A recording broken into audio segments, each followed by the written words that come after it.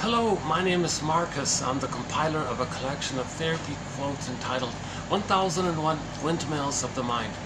A collection of advanced self-help quotes taken from what's often called the psychodynamic or the psychoanalytic perspective, which long ago, as I understand it, was referred to by some as philosophical medicine or narrative medicine, for the love of narrative medicine. So we now have 10,000 of these advanced self-help quotes taken from this psychodynamic or psychoanalytic tradition, which that fancy term simply means know yourself. Find a way to understand yourself, your patterns, what are you repeating, what are you denying, just get that kind of ability to understand that a lot of us, we had a potential at the real self, the true self, the authentic self, and there was a potential there. It was meant to blossom. It was meant to make us feel at home within. It was meant to make us aware of how we're unique, which when we express, we feel a lot of pleasure, meaning, path with heart, loving life like that. So our authentic self, the serene, inexhaustible fullness of being, the sense of embodiment at home within, ontological self, feeling self, this emotional body, this whole inner life kind of area, that gets frozen in early childhood trauma. So the image is Snow White in a coffin in the forest. So Snow White is a metaphor for a person's beingness. So when a person's beingness is frozen, like Snow White in a coma, and then Snow White's in a box and sent away in the unconscious like that. So the image means we're disconnected from our authentic self. It's far away. It's repressed in another land, right? Deep in the unconscious, mainly deep in the survival brain, deep in a part of the brain that we don't know called the unconscious. And so a more benign version of that fairy tale is Rapunzel in the tower. So she's kind of alive, and you see the vibrancy of the hair, metaphor for the like the golden ball is usually for the feelings. So the storytellers would use the golden ball or anything gold because it vibrates, it animates and it radiates like the sun radiates. So you got Rapunzel and the golden hair. So the beingness is Rapunzel and the golden hair. It's like the radiance of the feelings. I feel their friend. When you have your beingness, you have your golden feelings, your basic primary feelings headed up by joy and sadness, and the whole range of the feeling spectrum of when you're connected to your beingness and you have your authentic self. So when your beingness is there, your feelings are there, your naturally empathy, your virtues are there, your ethics are there, your morality is there, and your doing is normal and healthy because you got your being. That's one way to understand this inside out. Now this beingness is sometimes called the yin or the shakti or the feminine element, the feminine principle. And then if that's wounded, Woodman says, yeah, if the feminine is wounded, the masculine is distorted. So you want to, and then if you don't have that inner connection to as a source space, then you're grasping on the outside in, looking for something in outside to change the trauma in the past. Doesn't make sense. So we're meant to come from this inside out kind of place. So your beingness, then the feelings, and then your doing comes from your feeling and your beingness. And we're naturally ethical and moral, one family. We act in a loving way because we have our feelings like that. But if the feelings are frozen, that's a trauma, right? And our beingness is frozen, and the golden ball, it goes down the well. This motif of the beingness and the positive feelings related to beingness, this pattern, this motif can take hundreds, thousands of forms. So it can be, the beingness can be a character that becomes frozen, becomes a statue, a wooden statue, an actual stone statue. So Echo becomes a statue. Fearful John becomes a statue, and so on. Or something becomes petrified. And then it's deep in the brain, so it's deep unconscious, like a forest, so we don't know where it is. So we don't remember that. That's why it's like far away in this dark kind of place called the shadow of the forest like that. Go I know not whither, and bring back I know not what. Because we had our beingness, that's what we're trying to bring back, our authentic self. We don't remember it, but we had it, bring back that. But where do you go? Go I know not whither. Well, that's the unconscious. Well, the way to go to the unconscious is that you interpret and make inferences, because the unconscious will communicate to you, and then it's trying to reach to you, okay, and then you make the inference of how the unconscious gets us to orchestrate a recreation of the trauma in the present to get us to know the trauma of the past that froze us up.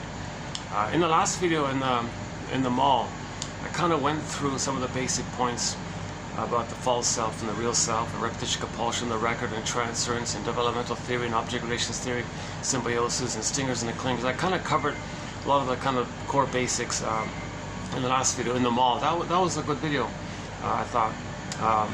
Yeah, so I referred to the last one. It's got the blue, yeah, similar to this one. It's got a blue, the one with the blue background.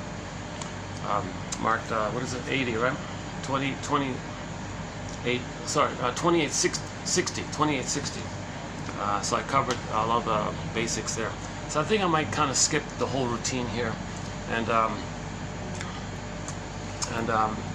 maybe focus on a little change, sudden change of plan. Just before coming out, I haven't had a chance to look at it yet. I'll do it in a future video.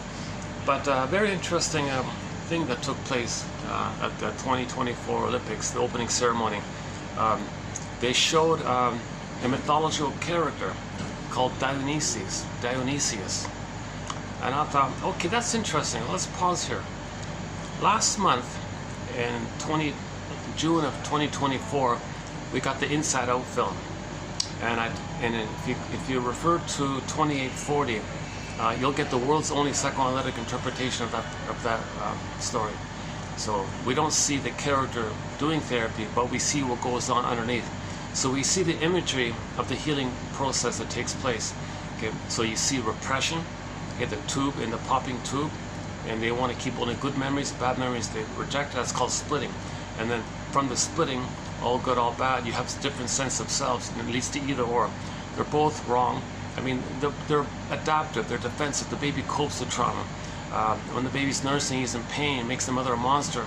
In his imagery, he's enraged, so the mother's enraged. He wants to take in, the mother wants to take in, denies all that, thinks he couldn't save the mother, he's defective, unwanted, being punished, rejected, original guilt, original debt, original guilt. He feels kind of bad like that. That's why anxiety kept saying, oh, I'm never good enough, I'm always not good enough. And she's always being reminded of that rejection, so she wants to prepare all the time. And then that's why she's so manic all the time. That came up. Now on the other side was joy. I said, no, I don't want to see that side. So she had this slightly exaggerated optimism, but that's based on never admitting painful feelings, never admitting anything that hurt, and she repressed. So she popped away those bad memories, and you had a kind of quote-unquote sense of self based on that. That's the one side where the child feels special and excellent and loved and chosen and wonderful because he only accepts good memories. And now in the healing effort, the other side is going to come to the person's attention. So we see the other side in the sequel, Inside Out 2, where the other side comes on the scene, anxiety, representing the underlying belief that they're no good, always flawed, always defective, and all this. So she was trying to save the mother, redeem the mother, be perfect so she can get the love. And these are desperate strategies that the baby adopts. It's known as psychic splitting. The baby kind of splits things, either or, goddess and demon, and in relation to goddess and demon, to himself. In relation to the mother, he thinks with the goddess side that he makes up, he's special and chosen.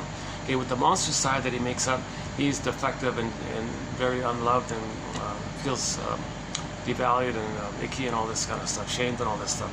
So that's exaggerated because it's not the baby's job to save the mother, but he's got to save the mother. But he denies and hallucinates the goddess so he can feed safely. So that all babies may briefly begin what's known as psychic splitting. Okay, let's back up a sec. So the baby, when he's nursing, it's a question of heaven and hell. Not, heaven or hell. He can't do under or over. He can't do middle ground. He can't do ambivalence or confusion. In the uterus, he was in paradise. He was in heaven like that. That's got to continue for the first 4 to 5 months. Now, if the mother doesn't, if something's going on there, and the mother misses it, he thinks he's a goner, he's enraged, he's terrified, thinks the mother's a monster, denies that, thinks he's defective, tried to save the mother, tried to please the mother, tried to cure the mother, heal the mother, because all babies need loving mothers. They think maybe they should save her. So they can't, so they feel never good enough. That's why anxiety was, oh, we're never good enough, and it's insatiable like this, infinite like that. Okay, so the coping strategy is, well, deny that, okay, make up the good, and everything's all good all the time. So babies temporarily engage in what's called the paranoid schizomotive experiencing, mode of operating. The client calls it this position like that. It's just briefly, it's just for a short period of time, they say, and assuming the mother is more loving than hurtful, then things get sorted out, the two sides come together, goddess, demon, poof away, you get a human. And the child's a human in relation to that, whole object relations, I'm okay, you're okay, person, person, like that. But if the child's traumatized like that and it doesn't get resolved, the mother continues to be misattuned, malattuned, and this is like relentless, it's a strain, the child never gets a chance to resolve the splits. He depends on it, he still uses it.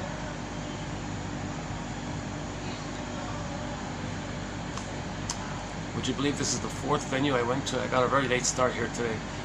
Every venue I went to before coming here is all fully booked. The Swan place, the nice new place with the windows, and the Cherry Blossom place. So I thought on a whim, well, let's try this little place that's usually busy, but to my surprise, it's available.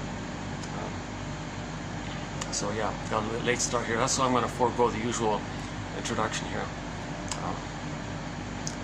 Okay, so defense mechanism. The child has to do things in his mind to deal with the pain. If the mother's hurting him, how does he adapt? How does he manage? How does he cope? Well, makes the mother a monster, and says, "That's not my mother. That's some alien, strange entity. It's not. That can't be my mother," because that image is based on his rage, and he puts it onto the mother, called projection. And then he denies the whole thing, puts it in a separate bin, then hallucinates the goddess to trick himself to feel safe, to survive. But if that's set like that, the child doesn't get a chance to naturally see the reality that the mother's a person, not a goddess or demon, then he's still stuck with that either-or mentality. And from it, you got your sense of self in relation to those part-other representations. So part self linked to part other. The part other is a goddess. The part self always special and wonderful. Okay, part mother is a demon. You're shamed, unwanted, defective, and all that. And nobody wants to feel that kind of sense of rejection by the mother, and sense of shame and guilt because you couldn't save the mother. Sense of not being one of it. This is the child has these kind of painful conclusions. A lot of pain like that. Now, once pain like that, that links to guilt, and when there's guilt, you feel in debt, and then it's never ending. So anxiety had a never ending. She always felt no good, and she could never correct it. She could never compensate. She could never save the mother. She could never redeem the mother. She thought, well, if I'm a star and I get win awards, and everyone, she tries to be number one at everything, and she thinks maybe that the mother will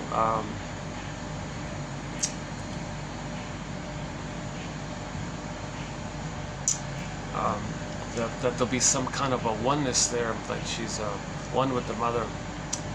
Like if if the mother thinks the child's perfect, that means the child was able to meet the mother's needs, but he can't meet the mother's needs. So it doesn't kind of work. So the sense of self that was based on those two, we saw it. And at the conclusion of the film, we needed a new sense of self based on the person, mother, baby's a person, mother's a person. And you got that sense of self that's called the authentic self, and that holds either or thinking, and then you get a new sense of self that's three-dimensional, feelingful, and that's the normal state of affairs. So the journey of Inside Out 2 was the splitting to whole object relations. Part object relating, part this, part that, either this or either that. It's not right. It's not right to live like that. The baby temporarily does it for the first few weeks, but that's not meant to live like that all the time. Because if you live like that all the time, you never have a chance to, you don't mourn, you don't know your beingness, you don't feel joy, you don't feel sadness, and they're all zooped away, remember? And then all you have at the console was anxiety, ennui, okay, the boredom one, okay, and then embarrassment, and then envy. Yeah, anxiety, envy, boredom, or ennui, and then embarrassment. So you like echo of shame all the time. So where's the joy, and where's the ability to mourn sadness? Those basic things are missing. And you know, the ennui character is going to become cynical and sarcastic, and the envy's there is going to be hatred of the good. Now you got hatred of the good, and you got sarcasm. So things are, she's going to get hostile like that. It's going to, if that were to develop. So at the conclusion of the film, we saw the healing of the splits, and you got a new sense of self. So there were three senses of selves: part other, part for one side, part for the other side, finally a new whole one that holds the two, and it's a new amalgam of something different like that. Psychosynthesis of the two sides of the reality of forgiveness in your person, with this person. Forgive the mother, she tried, she meant well, she's traumatized, she's dealing with her past, she's a person too, you know, and these kind of things. So the journey like that we saw was the main images was free association. Okay, so I had to hop on the broccoli boat, so they showed a scene called Stream of Consciousness, like a river like that. But the first point was they couldn't find it. That's code for the difficulty it is to free associate. We're afraid to say our feelings because it bring up the pain, so we don't want to free associate, make I statements, say what's really true. So they couldn't find it. That's code for how difficult it is to free associate. Say truly what happened, how you feel, because your feelings are frozen. How do you well, that's part of it. You're moving towards the free association. If you can kind of describe that sensation of your feelings being frozen, go on. And you want to get on that boat and then see what comes up, kind of thing. And then there was a fear to get on the boat even, so they couldn't find it. Then when they found it, they were afraid to get on it. Finally, they started to free associate. Okay, now when you free associate, you say what comes to mind. So you saw them taking the boat, and that's called, they wanted to go to the back of the brain to get to all that was repressed. Okay, so the process of free association, the boat got back and back like that. Now we don't see Riley on the, like you don't see Riley talking to a shrink and underneath the boat taking place, but it would be like if we saw Riley talking to the shrink or something, I don't know what I feel, then the characters wouldn't find the boat. And finally she said, oh, I think I know what I feel, but no, I can't say. Then they'd be like afraid to get on the boat. Okay, I know what I feel. And then then you get on the boat. And that reminds me of that, that reminds me of that. Oh my God, I think that reminds me of that. And this is, so this is called the working through, suffering through, they call it. So anyways, you want to do that kind of free association, interpret, you know, when you wake up, interpret your dreams, what does it remind you of? What does that remind you of? And, what you're repeating, maybe a communication, what happened to you in the past, how you're treating others, maybe code for how you were treated by the mother. You know, and you kind of discuss things like that. So the point was they rowed the boat to the back of the mind called the unconscious. Now the key scene was called abreaction. I mean, like a genuine catharsis, a genuine purification. So that's the avalanche scene. Now we don't see Riley bursting into tears on the surface, or really fully getting a deep emotional knowing. And the phoenix rises from the ashes kind of thing, and you got the feeling coming up, but you got the abreaction. So all those repressed memories, the joy popped in the back, okay, the either or, you want to get back what you rejected. Now you want to feel what you couldn't feel, accept what you couldn't accept, know what you couldn't know. So now all that's coming up called belated knowing, with the belated release of the feelings called abreaction, and the belated understanding of what happened.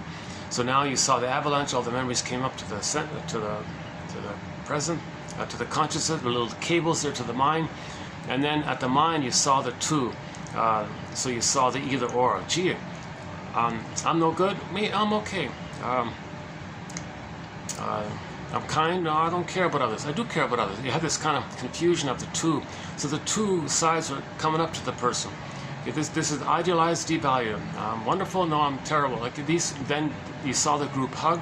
That's the image of trying to hold and contain and accept. It's not either or. It's something that's fuller, that embraces it, and it leads you to your beingness, your authentic self. Then the feelings come. Then when you get to that, they don't show that, but when that new sense of self came out, it'd be like the firebird coming up. See, when a child's soul gets squashed, they call it the ashes, and then when you get back your feelings to the firebird, the phoenix, like that. So we could have saw that image there as well, actually. Now it's funny, that would have been one way of doing it. That they got, instead of the avalanche, they could have found an egg, and in the egg the firebird came on. They hop on, and they whoosh, and they flew up. They could have done it that way. Lots of ways to get back your feelings. So we had our feelings, we lost, I want to get it back. Joy and sadness are at the console. Okay, got zooped away, you want to get it back. Okay, Snow White was exiled, you want to get it back. Rapunzel was exiled, you want to get it back. This is the common monomyth, the common universal image of trauma. We had our beingness and our feelings, got lost, frozen, petrified, I want to get it back. We had it, lost, I want to get it back. Okay, Miss Core, Earth opens up, she got pulled down, she comes back as Persephone. So we had it, lost, I want to get it back. Someone said every finding is a refining. So we're all born with this authentic self. Okay, we lost it with trauma, I want to get it back. And midlife, we're aware of this, and we go on that journey to get it back. Okay, so I spent a couple of hours on this topic of Inside Out 2, 2840. So about the imagery of what goes on inwardly as we're healing and getting back our feelings. So you saw the resolving of the splitting. It's not either or. Okay, you saw the repression phenomena. You saw the resistance to free association, the abreaction, and then we discussed the 9 emotions in that film to some detail actually. Actually, you know what? Tomorrow I want to do the ennui one because we didn't cover too much on the ennui one. So I want to follow up actually in the next video on ennui. I keep saying ennui, the boredom one. So I want to add some quotes to that one. Okay, that was in June of 2024. Now, in July of 2024, this current month, I'm filming it in. Another key. Also, my point was I thought that was a huge inspiration about the awareness of the healing, like a massive major film. It's the #1 animated film of all time, they say. #1 film of the year just in general, but the #1 animated film of all time was that Inside Out 2. Because there's people can sense some uncanniness. There's something. What is all this going back, abreaction, getting the third stuff? And when Riley got back her to fire, when the sense of self, she was calmer, had friends, successful. You know, she was more grounded and more relaxed and healthier, physically healthier. Her symptoms went away. Her anxiety went away. Anxiety was in the back seat sipping tea, you know, and she got the scholarship and she got all kind of new friends and she was well liked and helpful to others and was able to apologize and got back her old friends, which she greedily rejected when she was doing the either or thing. She was selfish, didn't care about others, and like that. So when she got back her beingness, she could have empathy, she could make reparation, she could make things right, she could make amends, she could apologize, she could feel her health, physical health is there. So there's some kind of the imagery showed something uncannily, I don't know what it is, people might be watching it, I'm not sure what that is, but it is psychoanalytic, it's a metaphor of the healing journey within. Now how that takes place on the surface, that's personal for everybody, how they're going to gain self-awareness. Do they read? Do they talk to somebody? So that's kind of unique for each person like that. So they kind of left it open. They left it kind of open like that. They couldn't do everything, right? But I thought, you know, that's a major boost to giving people emotional literacy. I think Pete Docter is a soul doctor. I had that feeling back in the first film, 2015, 9 years ago, when that film came out. It's the first, I thought, oh my God, this is the first time a major film production, like openly, explicitly taught us about emotions. They taught us the basic emotional literacy, 101. Okay, so they showed 5 characters in the first film. Okay, joy, sadness, put a circle around that. Okay, fear, anger, disgust, another circle there. So now you see the 2 groupings of feelings: joy, sadness for the feeling mind, the feeling self, the beingness. Okay, now when that's frozen or zooped away, you go back to the primitive brain, fear, anger, and disgust. That's like the sensation kind of area, the survival brain. Okay, the famous triune brain, the 3-in-1 brain, the brain with 3 parts, the visceral sensation, amygdala, brainstem, spine, like that. That system, that part of the brain, just it's physiological, it's sensations, it's visceral, it's all related to the survival. So fear and anger is mainly there. Okay, now we're mainly the feeling mind, the feeling brain, the feeling self, the embodiment, the body, like, and from there you got joy and sadness as the main representatives for that whole spectrum of the feeling self. The quote-unquote human side of being human: thriving, creativity, tenderness, affection, love, connection, delight in the present. And you're not dealing with constant survival of the past. You're not. See, when the survival brain is active, you don't see the present. You can't love the present. The present is still the past, or you transfer the past to the present. The present is called the presenting past, or you transfer the past to the present, reenact the past, hoping to change the past, so you can't feel a love life in the present. So when joy and sadness are at the normal state is joy and sadness are on the console, and then you enjoy the present and love life like that. But if that's zooped away, you go back to the survival brain. And then in the survival brain, you just think about survival slogans, and there's a thing called repetition compulsion where you recreate that interaction, hoping for a better outcome. Doesn't make sense because there is time, but that part of the brain doesn't know time. So in that survival brain, all time is that time. Don't ask a lizard to tell you what time it is, and don't talk feelings of a crocodile, Jana. So they only care, those creatures like crocodiles and iguanas and salamanders and geckos and chameleons, those kind of creatures only care about the instinct of survival. That's why that part of the brain is given that name. So that part of the brain doesn't care about loving and trusting and feeling. They don't make I statements. They're not going to get on the broccoli bowl. If someone, they're not going to make trusting or vulnerable. So now that part of the brain doesn't know time. So all time is a question of survival, because that part of the brain doesn't understand time. But there is time, but that part of the brain is powerful because all energy's in there to get mother's love. We never got it. Got to repeat it, get mother's love. So you find proxies to play and you shame them to communicate that your mother shamed you. And then you see the one you just shamed is your mother who hurt you, and then you're fighting with the ones you just hurt. We're not making sense like this. So this is this kind of topic was discussed yesterday. It takes me a little while to go through that one. Okay, the three brains, right? The crocodile brain, the puppy brain, and the neocortex, like the thinking cap, basically, right?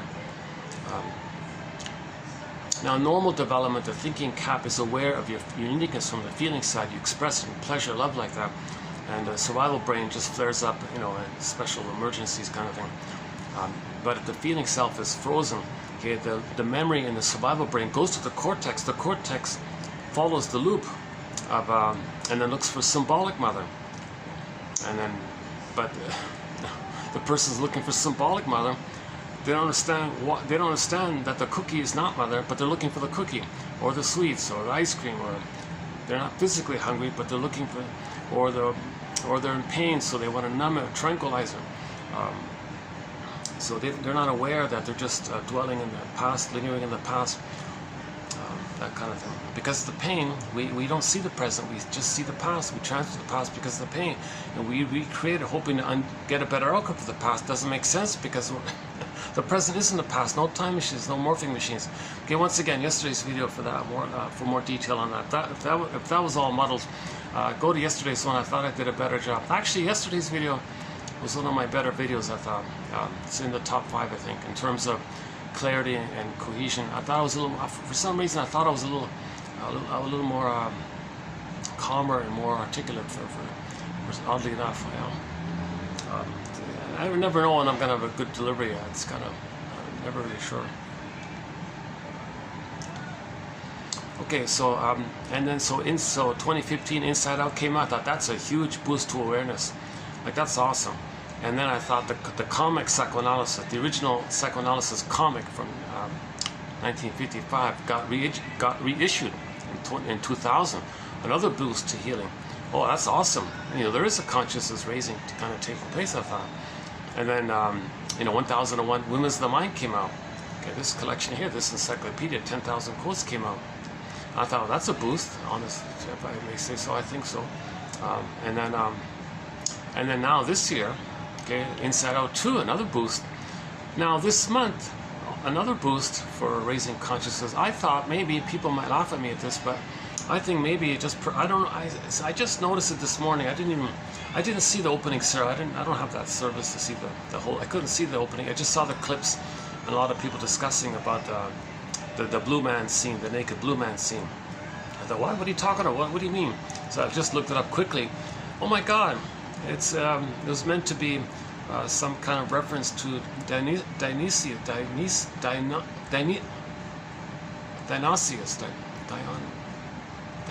What's his name? How do you say his name? Dionysius. Dionysius, is that right? I think I'm saying it wrong. Dionysius, something like that. And I thought this is pretty good, because myths are metaphors for psychology. Myths are metaphors for psychology. The mythologists back then were teaching psychology. Okay, so Dionysius. Okay, and then you got the Apollo character. So that's kind of like the conscious and the unconscious. Okay, Dionysius is kind of like in the unconscious, and the Apollo is like your mind being afraid to know the unconscious. So now there's a healthy and an unhealthy way for both sides, but the inference is it was meant to be healthy. So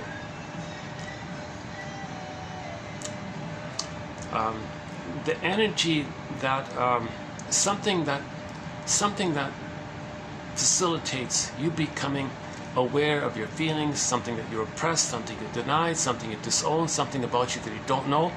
Whatever event or something said to you, or whatever occurrence that facilitated you being up, like bringing it up to your consciousness, that like facilitate, let's call it facilitator, that facilitating event or person or a person, that facilitating quality of something that's going on that helps a person to suddenly become aware of themselves that they didn't know before. That facilitating quality, okay, the Greeks would personify that and make a character called Dionysus. Okay. So all that means, so they would say, oh, he's a character who likes to drink wine, because if you drink wine, you let down your guard, your Apollo, then you might say what you wanted to say. Like when people are drunk, they say what they really wanted to say finally, right? They denied saying something, and now they don't care. So they finally said what they want to say. So now it's coming up to your conscious like that. So Dionysus was the facilitator. Oh, just drink wine, kind of thing. So if you're bottled up and you want to say it but you can't say it, the voice telling you, no, don't say it, bottle it up, be reasonable, don't say it, that's the Apollo, right? That's a negative Apollo, if it's like that. The positive Apollo is a little different, but I think in this example, Apollo is negative. When you're using rationalizations or quote-unquote reason against feeling. And the Dionysus says, no, I want to feel, I want to get back my feelings. And the negative Apollo says, no, we were traumatized, we can't feel, I don't understand this feeling stuff, we shouldn't feel. You're betraying your mother, you don't want to betray your mother, do you? Apollo was a huge mama boy, right? And he hated his mother only. Stories about that, my goodness. He had a rage against his mother, right? Is that right? The one version. So in that case with the Apollo, it's a negative side of it all. It's a resistance to... it's the resistance or the fear or your thoughts where you create excuses where I don't want to know the trauma of my feelings. I don't know. Okay, back up a sec. When the baby's traumatized, his emotional life gets frozen. Okay, all the energy in there, that unconscious energy, denied self, secret self, the shadow soul, all that who you would have been had you been loved, all that's your potential that didn't develop, your real self that didn't develop. Okay, all the trauma, all the pain, all the events around it, and then your capacity to think reasonably, that's a damaged ego. Okay, that's a scarecrow, not loving life, that's a tin man, not being embodied, that's a cowardly lion, and things are fragmented, all that energy, all that pain like that. Okay, there's a lot going on in there, that's called the id. Okay, all the energy in that is called the id. Okay, so Dionysus is something that facilitates you bringing up to yourself something in there. So it may be a little anger, it may be like I want to release, I want to blow off steam, it may be like I want to say what I want to say. So it can be either taking a break from your pain, so you blissed out. So one version of Dionysus they call the ecstasy guy, right? So yeah, just bliss out, get drunk and bliss out to take a break from your pain. So that's a pathological way. That's a pathological Dionysus. When Dionysus is used as an escapism, okay, that's the negative Dionysus, right? That's the destructive one. So again, in each of these characters, Apollo, negative, positive, and Dionysus, negative, positive, right? So the context will tell you if it's a healthy use or the healthy or unhealthy way. So you got 4 like that. Okay, so but the image of him, like the wine one, implies either it's you need a break, just escape. Okay, that's maybe harmless like that. But if people get drunk all the time, that's negative like that. If you're escaping all the time, if you're drinking just to escape, but if you drink one time just to relax, you can say what you want to say, maybe it's helpful. So that Dionysus is just that mechanism that helps you to be aware of what you're denying. So it can be liberating like that. They say, yeah, he liberates what's denied in you. Okay, so all of our potential like that. Okay, who we'd be had we been loved, our real self, the gifts of the real self, the treasures of the real self, the capacities of the real self described by Masterson. You know, our gold is in there, the golden ball, the feelings, the wide range of feelings. Okay, there's so much treasure like that and gold like that. Okay, that's all repressed and developed. Mother rejected it, mother wasn't around, we froze it up and buried it. Okay. So that's why when something prompts something that comes up, brings it up to your attention in a positive way, in the positive sense of it, Dionysus is something that helps you to become aware and make conscious of what was unconscious. Now the Apollo side is, well, let's be reasonable and understand this and accept this. So you want to make the unconscious conscious. Where it was, ego shall be. So in the positive use of all this, okay, you want to make the unconscious conscious. And one version of this is the Hermes flies across, right? So when you're able to get a message from your unconscious to your conscious and you accept it, okay, the Hermes flies across. Now the prompt to help facilitate this delivery, and Hermes is the carrier, the facilitator that prompts this, whatever it is, whatever that is, it's a Dionysian, something Dionysian, right? So it doesn't in the psychoanalytic, in the positive sense of it all, it'd be like your friend giving you some information. Did you notice this? You must have a very good reason for saying this. You must have a very good reason for saying this. Well, that's right. So your friend's saying that, that's Dionysian. If you say something and your friend says something, and your friend says back to you, you must have a very good reason for saying this. That's validating, and it'll bring up, the person might free associate and say more. That's Dionysian. Yeah, that's a positive Dionysian. Okay, okay. Now your friend's upset about something, and you say to them, "What's the hardest thing about that?" And he's able to say more. Well, what you said, that was Dionysian. You were Dionysus. Okay, a character that represents the release of the feeling. Okay, that's Dionysus. You're not Dionysus. A personification of the energy that prompted up, that facilitated up, that personification. That's like that, right? So it's a little hard to describe it.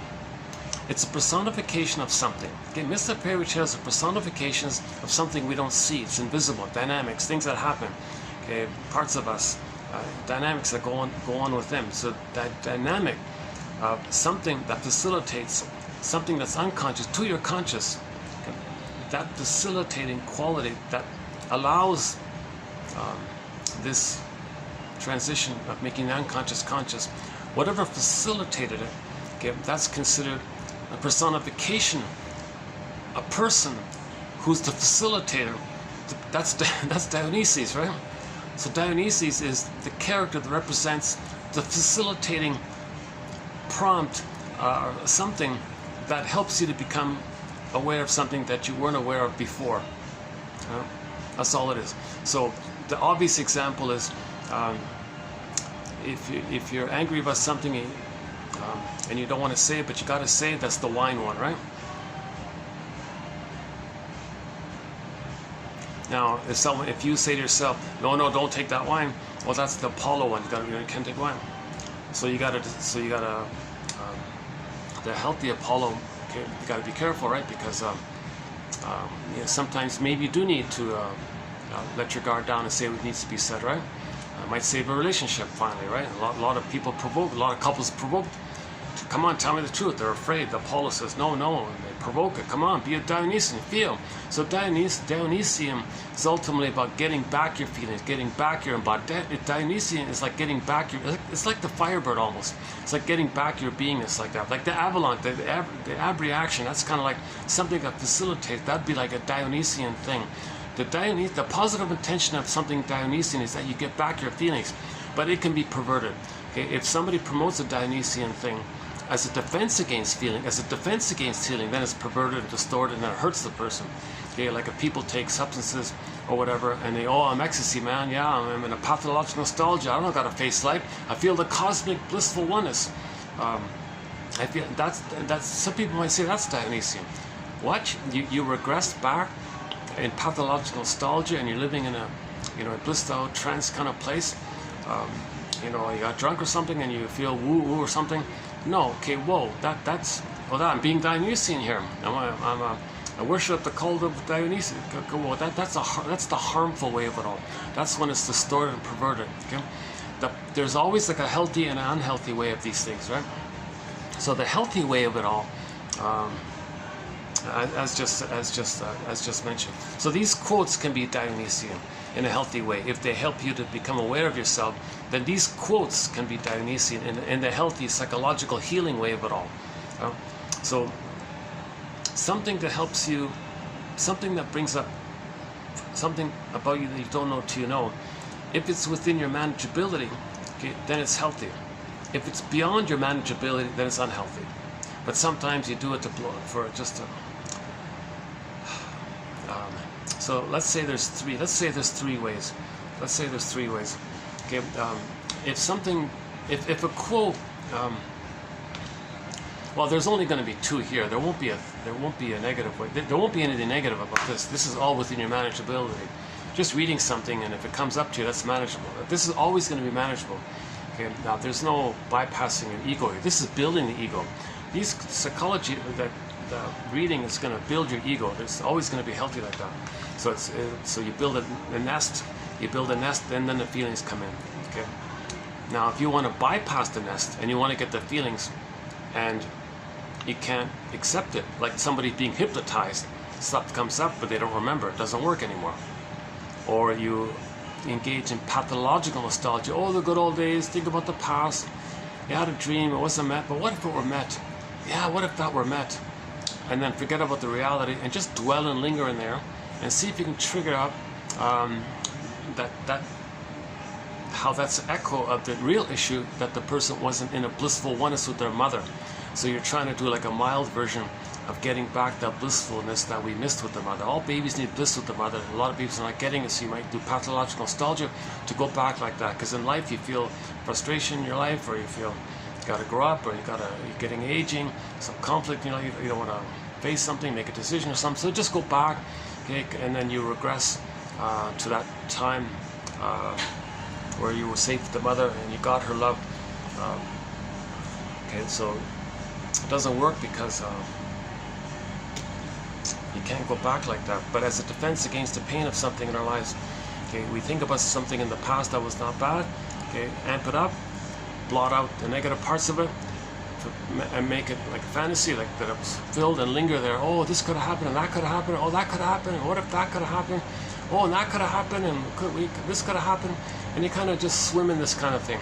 Now, doing this implies, the inference is that the person didn't get the blissful oneness with the mother. Because if you're in a state of timelessness in that dreamy fantasy, that means you didn't get the timelessness of the blissful time in the Garden of Eden with the mother. So you're always going back like that. So that's a negative way of when you're not conscious to accept the material that comes up. That's negative. But people do it as a pathological nostalgia. So in other words, people may do quote-unquote Dionysian kind of things as in terms of pathological nostalgia. Oh, just take this, fill in the blank, and then you're going to remember the time you were in the uterus. Now, in the uterus, you didn't have a self. There was no mother. You were this cosmic oneness thing. You're like this. This is an amazing ooh-ah feeling, they say, right? So that's also considered Dionysian. So it's unhealthy. It's destructive like that, huh? So if you're ready to accept and want to accept something, and you understand that you want to integrate and accept something about yourself that you know, then something Dionysian, like a quote, that facilitates that. So again, Dionysian is something that facilitates you becoming aware of something about yourself. Okay. You know, a simple example is projection. Something you don't know about yourself. You say someone else says this and that, this and that. That's a mirror to notice within. If you accept it, that's Dionysian. Okay, that's Dionysius at play. That's Dionysius at play. Okay, because something Dionysian happened, meaning that quote prompted you to become aware of yourself. So you wanted that, you accepted that. And the negative Dionysian issue is that people are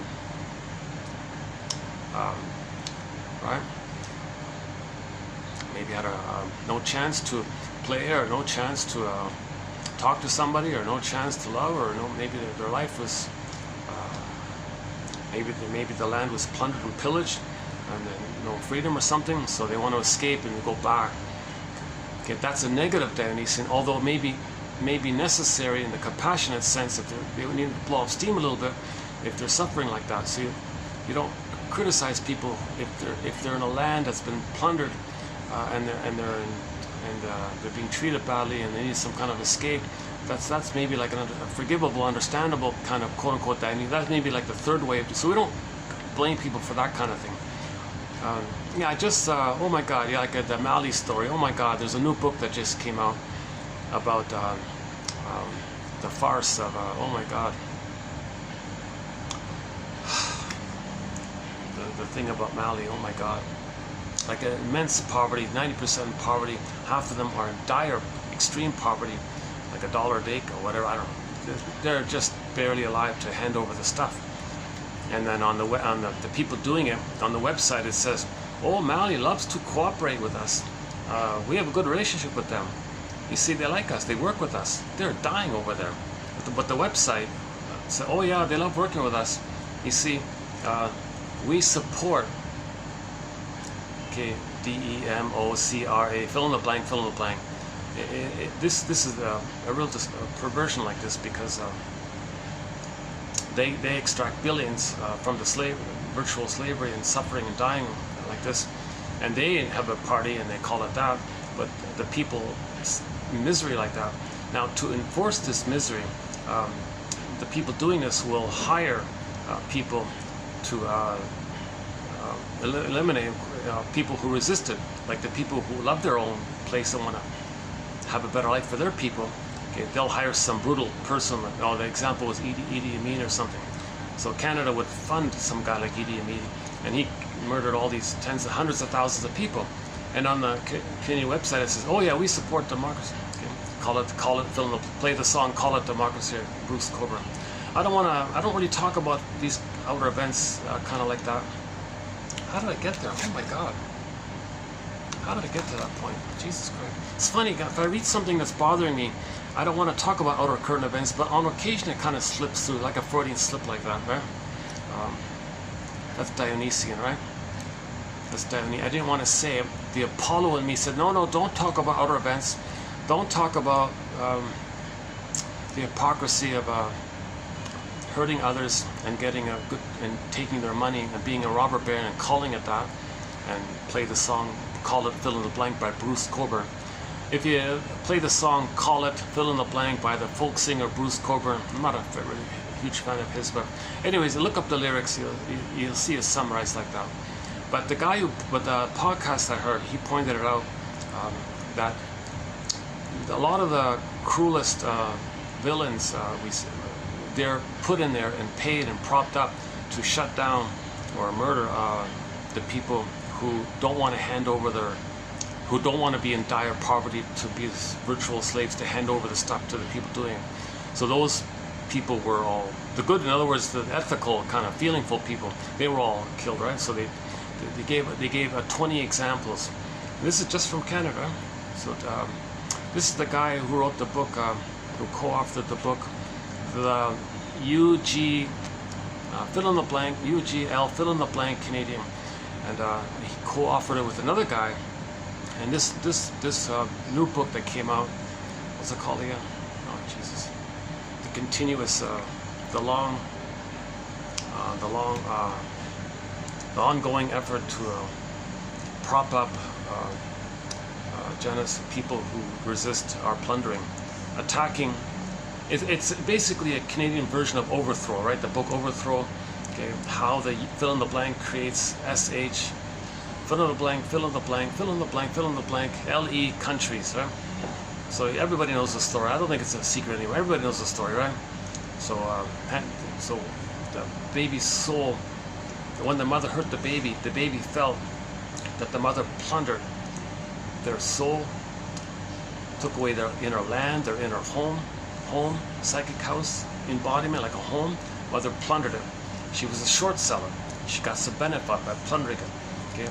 She was a robber baron like that. Baby identifies with her, and they repeat it onto others, because that's what happened to them. And that's the psychology needed to pillage and plunder. So 10,000 years ago, we accidentally traumatized ourselves and became Homo short-sellicus, Homo secret-psychoticus, Homo dysfunctionalicus, Homo neuroticus, Homo short-sellicus, Homo traumaticus, whatever you want to call it. So this is a huge, huge topic. I don't know why I came up here. 2725, part 3 of 3. TQ3 So yeah, the reason I'm talking quickly is I got the coffee in me going now. By the way, for the price of half a cup of coffee, you can get these quotes, excellent quotes, hard to find, a lot of hard to find quotes. 2725 part 3 of 3. There's a 7.5-hour video entitled "The 48 Symptoms of Homo Traumacus." Okay, so we talk about this phenomenon that 10,000 years ago we traumatized ourselves and went from the transition from village to pillage, and you needed the psychology of it. So babies were removed, then they felt that, then image, identify with that, do to others what was done to them, and then hate the mother. Okay? So others of them, damage them, give them poverty because they were given emotional poverty, give us physical poverty. Then the ones you just gave physical poverty to, you see them as the mother who gave you emotional poverty, you hate them. So that's the mechanism of the psychology to engage in the pillaging and plundering, because we didn't know how to manage our discoveries 10,000 years ago. We got all the serotonin by our discoveries, and we didn't know how to manage it. So we wanted more, and you wanted more. Enter a system called plunder and pillage to keep getting that serotonin like that. So we went into this mode like this, and we've been at it for the past 10,000 years basically, and it just keeps accelerating. In the past 50 years, all the soil and the food is dying and all this, and monkeys are dropping dead from the trees, and the whales are showing up dead on the ocean, seals, and tons of fish, and all sorts of air, and environment's getting whacked, water vapor syndrome, the coral is dying. So we're accelerating this kind of damage like this because we're in this repetition compulsion now, and people become addicted to it. The brain chemistry, the serotonin. So, and then it turns not just about greed. It's about the baby thought the mother hated his goodness, so he identifies with the aggressor. To have a mother, he's got to hate goodness. So plundering the planet, it's just partly about greed, but it's mainly, the deeper issue is envy. Envy. Now you might say envy's assistant is ennui, this blasé, negative character, extremely bored, no sense of self, no inner life like that. So they don't, nihilistic kind of attitude or something. So that's a huge topic. I got a lot of material. The problem is I got a lot of material here, and it's hard to kind of like. So that's why I think you got to get. I highly recommend just getting the encyclopedia. The link is there. Patreon.com/narrative medicine, with the price of a donor for a coffee or whatever. Just a minimal price, minimal admin fee. It's set up that you're supposed to join. So you just join for a minute, pay, then you can cancel once you get the thing, like within a day kind of thing. You don't have to do it every month kind of thing. That's the only service that works right now for me.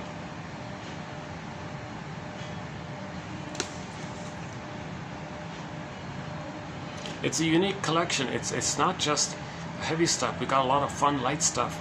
It doesn't sound like it at this point, but we got a thread on psychologically minded TV show and film quotes, like the Happy Days. There's a light one, right?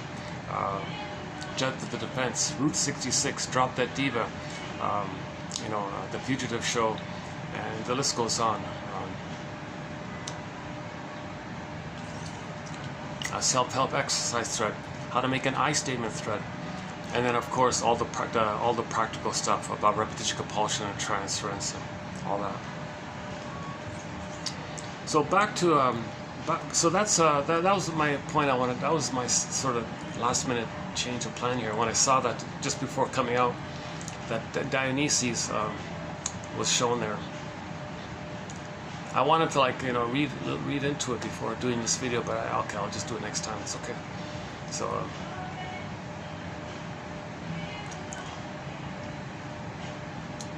So these God characters, okay? It's a personification. It's just some made-up metaphysical image, just something to hold and contain something that goes on within. Okay? Like for example, the hell scene. Think about in a fairy tale. They talk about hell. Okay? That image is something created to represent the emotion of shame.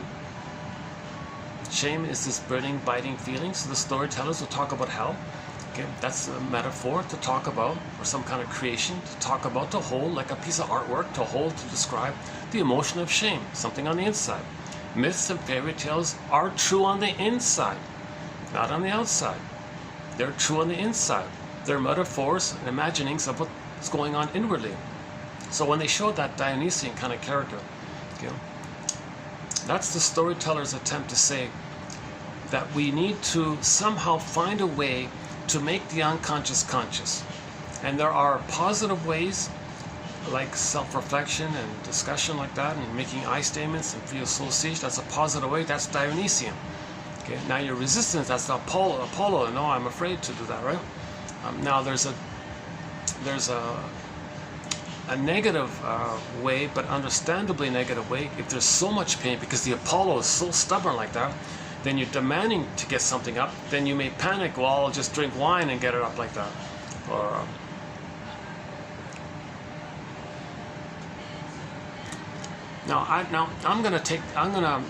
I'm not sure if this was like the positive intention of what we saw there at the ceremony. A terrible, pitiful, oh my God, a pitiful ceremony, right? Everyone's booing it, right? Yeah, it was pretty bad, right? My goodness, all around. Maybe the only benefit of it is it prompts discussion that shows us something mythological, and that links to psychology. So maybe that's the one thing. That's what I'm getting at here. The rest of the stuff is pretty pitiful, right? The dancers are falling on the stage, and the singer wasn't even singing. It was like a taped thing, and so on and so forth. The dress was all wrong, and some guy complained about it. You're mocking me with, all these kind of pitiful kind of things. People are pretending it's spectacular, right? Maybe it's just a money thing or something, it's a cost-saving thing or something. I mean, it was unique because it was outdoors, right, this year, right? It's just basically a parade, right? Basically, right? Really? Jesus. A parade and a couple of bad songs. Jesus.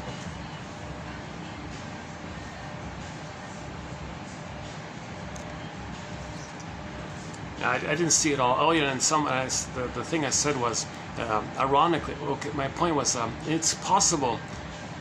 There's a thing called crypta. You take something that's appealing, but you have a different agenda for it. Now, I don't know if this is what they were doing with the naked guy like that, because maybe they were trying to give the excuse, no, we're teaching mythology, we're teaching psychology. We're teaching psychology. Well, the excuse is, the Olympics were from the Greeks, and they came from inspired by these 12 gods like that, and Dionysus is one of the gods like that. So should we?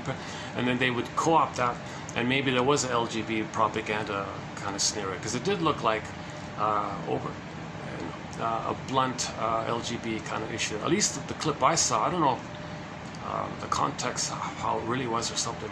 But I first thought, oh, this is pretty gross. Like, you got to be kidding. Some guy with surgical procedure or some kind of flaunting. Like, what are you doing? Like, this is really like a it's like another, like, there's constant LGBT, like I see it all the time, like at Rami and everywhere. It's just non-stop. Every little thing you see some LGBT kind of propaganda like that. And see, is that another example of it? Really? You got kids watching like that? So there was a huge outcry, and now they banned it. Now you won't see it on YouTube. They blocked the whole thing. You can't even see it all because of the complaints around it. But ironically, the complaints were for something else, because it was so bad in some other way. In some other area, someone complained about it, so blocked it. So you got, like, someone said when two evils go against, something good happens. So yeah, so it's good that it's blocked, because it didn't make it clear it was a Dionysian kind of thing. They just they can have the excuse that it's that, but when you see it, you don't. That's not the effect it's going to have. The effect is more in this perverted area like that.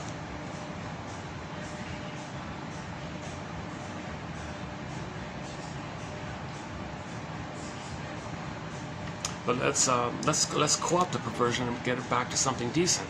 Okay, myths and fairy tales are actually, in ancient times, the storyteller's way to help us understand our patterns. And the myths were all the same motifs, mythological motifs and fairy tale motifs. I'm going to bore a chin in here for a minute here. So the difference between myths and fairy tales is that he was saying that myths are just like the broadest general version of a pattern, whereas for a fairy tale it can be like a more specific, localized, specific example of a pattern. Okay, so the myth would be like a general pattern, right? And then examples of that pattern can be all the fairy tales. So I'm going to borrow that for the time being.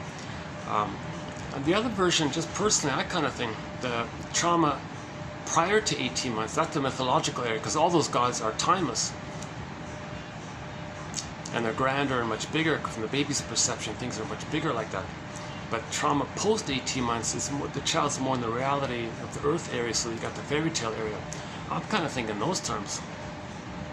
I'd love to, I should interview him. Oh my God, oh, I didn't reply. I wrote to him. I wanted to interview him, yeah. Well, that was a while ago. Maybe I could try again. I got no answer.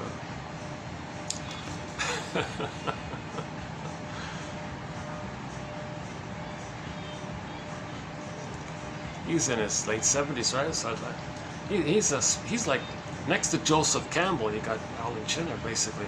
There's no one left out. Once he goes, that's it. There's no one left out, pretty much. In terms of people who are knowledgeable about how myths and fairy tales are metaphors for psychology. John A. Sanford, he'd be the perfect person to describe this. He died in his 30 years ago or something. And I'm really hoping somebody will digitize his tapes, because he did a lot of lectures and all that in his day. And but those tapes, where are those cassette tapes? Could somebody digitize them? Because he gave psychological interpretations of myths, fairy tales, and religious stories. Okay. So again, when we mention religious stories, okay, he's in reference to how, like myths and fairy tales, they're products of the primary process mentation world, the Alice in Wonderland world. Okay, once again, this is all primary process. Myths, fairy tales, and religious stories. Now, when we refer to religious stories, it's only in the context of when religion is being co-opted and used to create prejudice, to plunder. So that's that area. So he took religious stories and gave us psychological underpinnings to them.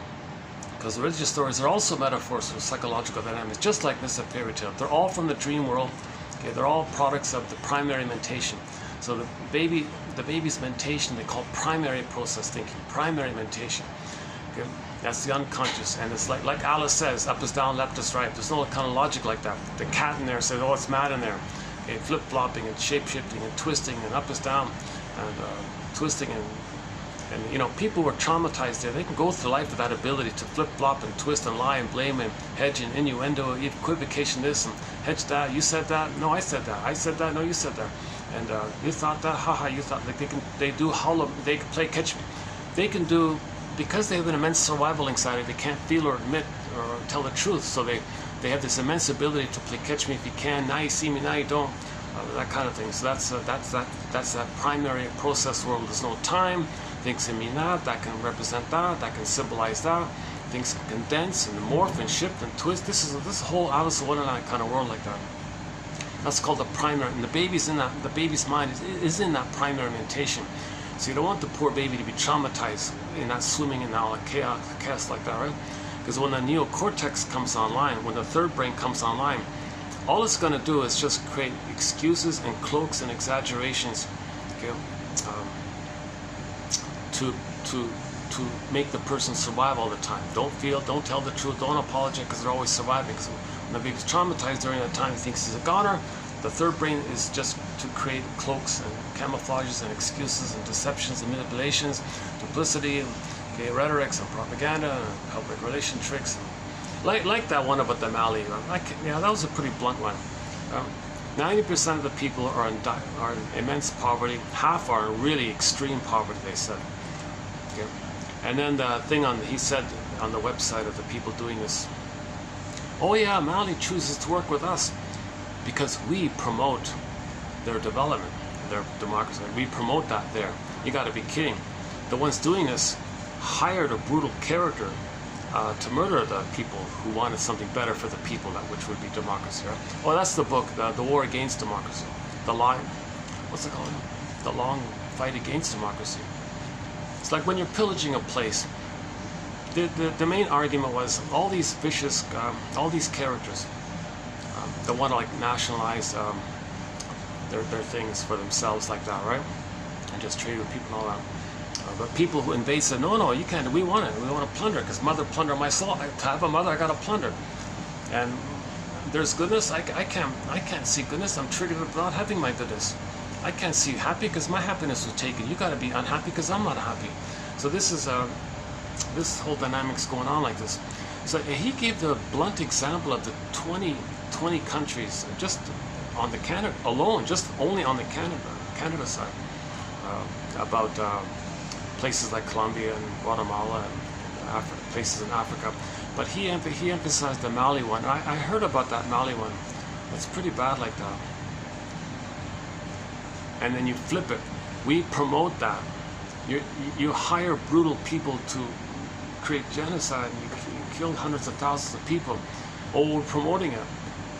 See, this is the disturbing issue of the unconscious trying to communicate what the mother did to us. Okay, the mother gave us this suffering, so they give others suffering. And the mother says, oh, I'm your mother, I know best. Oh yeah, we know best. That kind of thing. So as above, so below, inside. Okay, again, this is 2725, part 3 of 3. That's always an emotional topic. I need to be like really refreshed. I gotta have my guava juice to do that one. No, I can't do it with caffeine. I need guava juice. It keeps me a little centered and calm like that.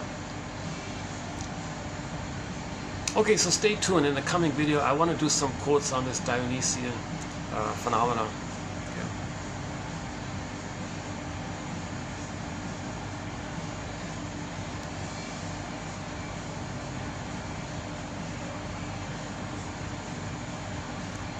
Like what can oh yeah, I remember on Halloween, somebody said about Halloween, what can facilitate you getting in touch with your denied self is on Halloween people play a mask, and with the mask they can play that character.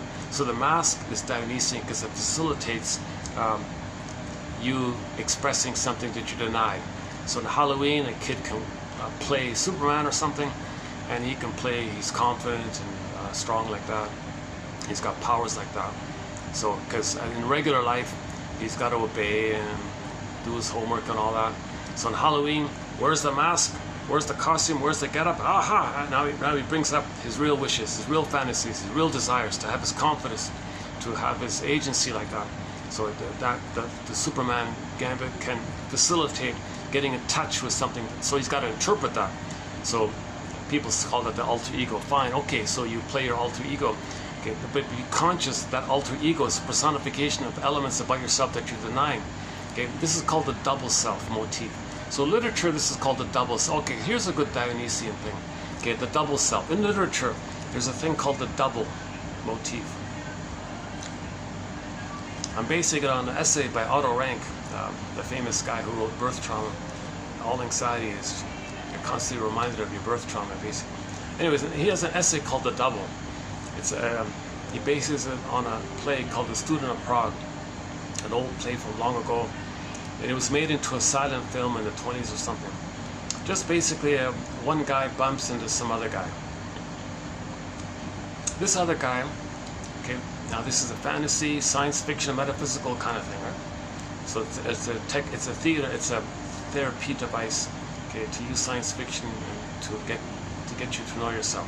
So the other guy he bumped into was his double self.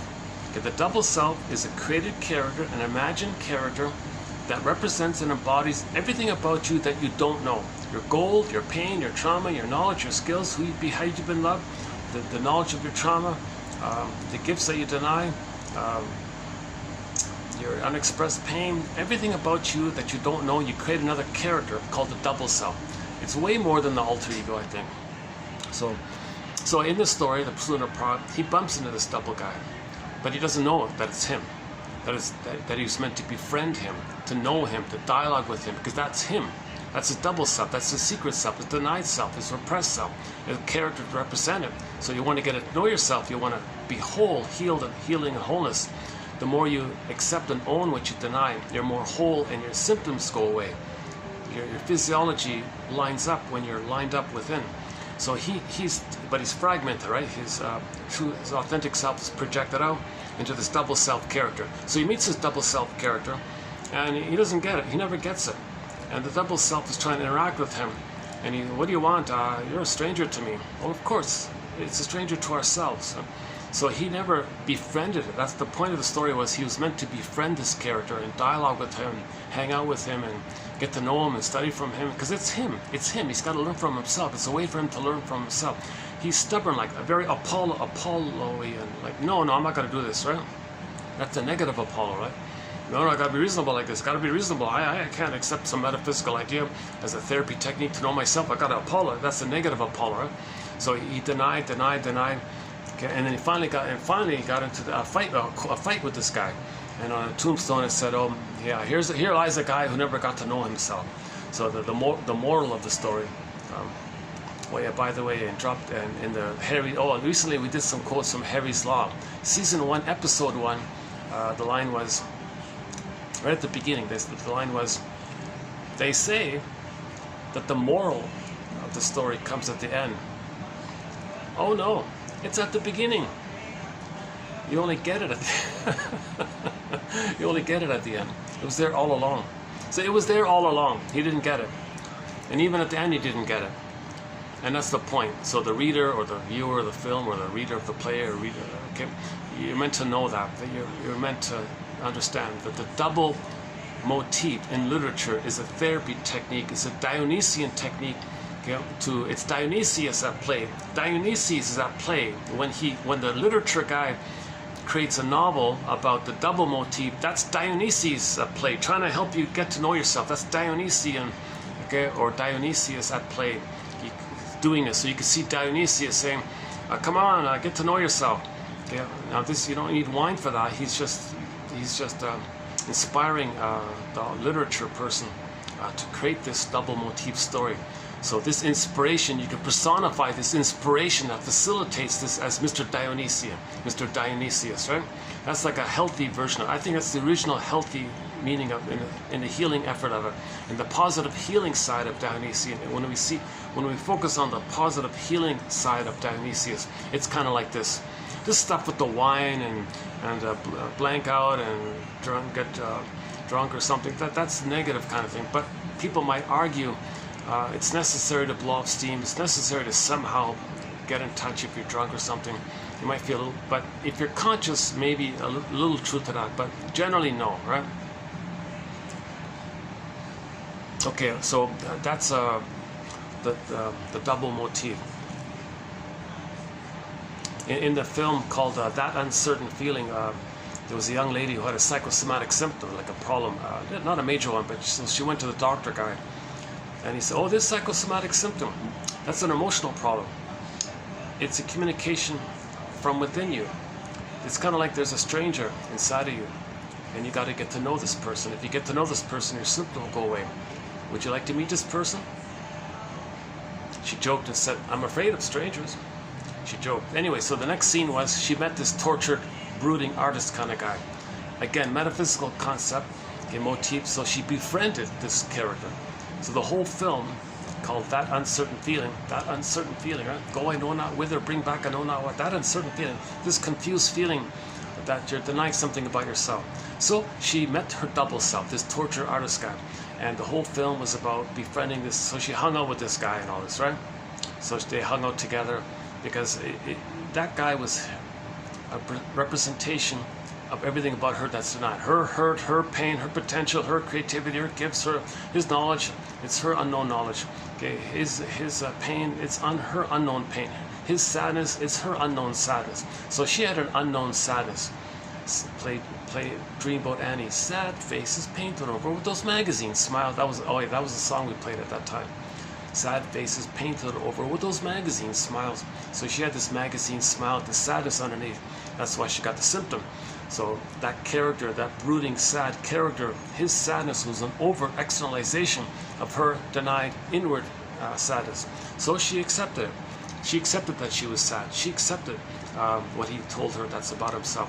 And then at the end of the film, sure enough, he went away. Her symptom went away. She was good. She was healthy. She got reunited with her husband. Everything was okay.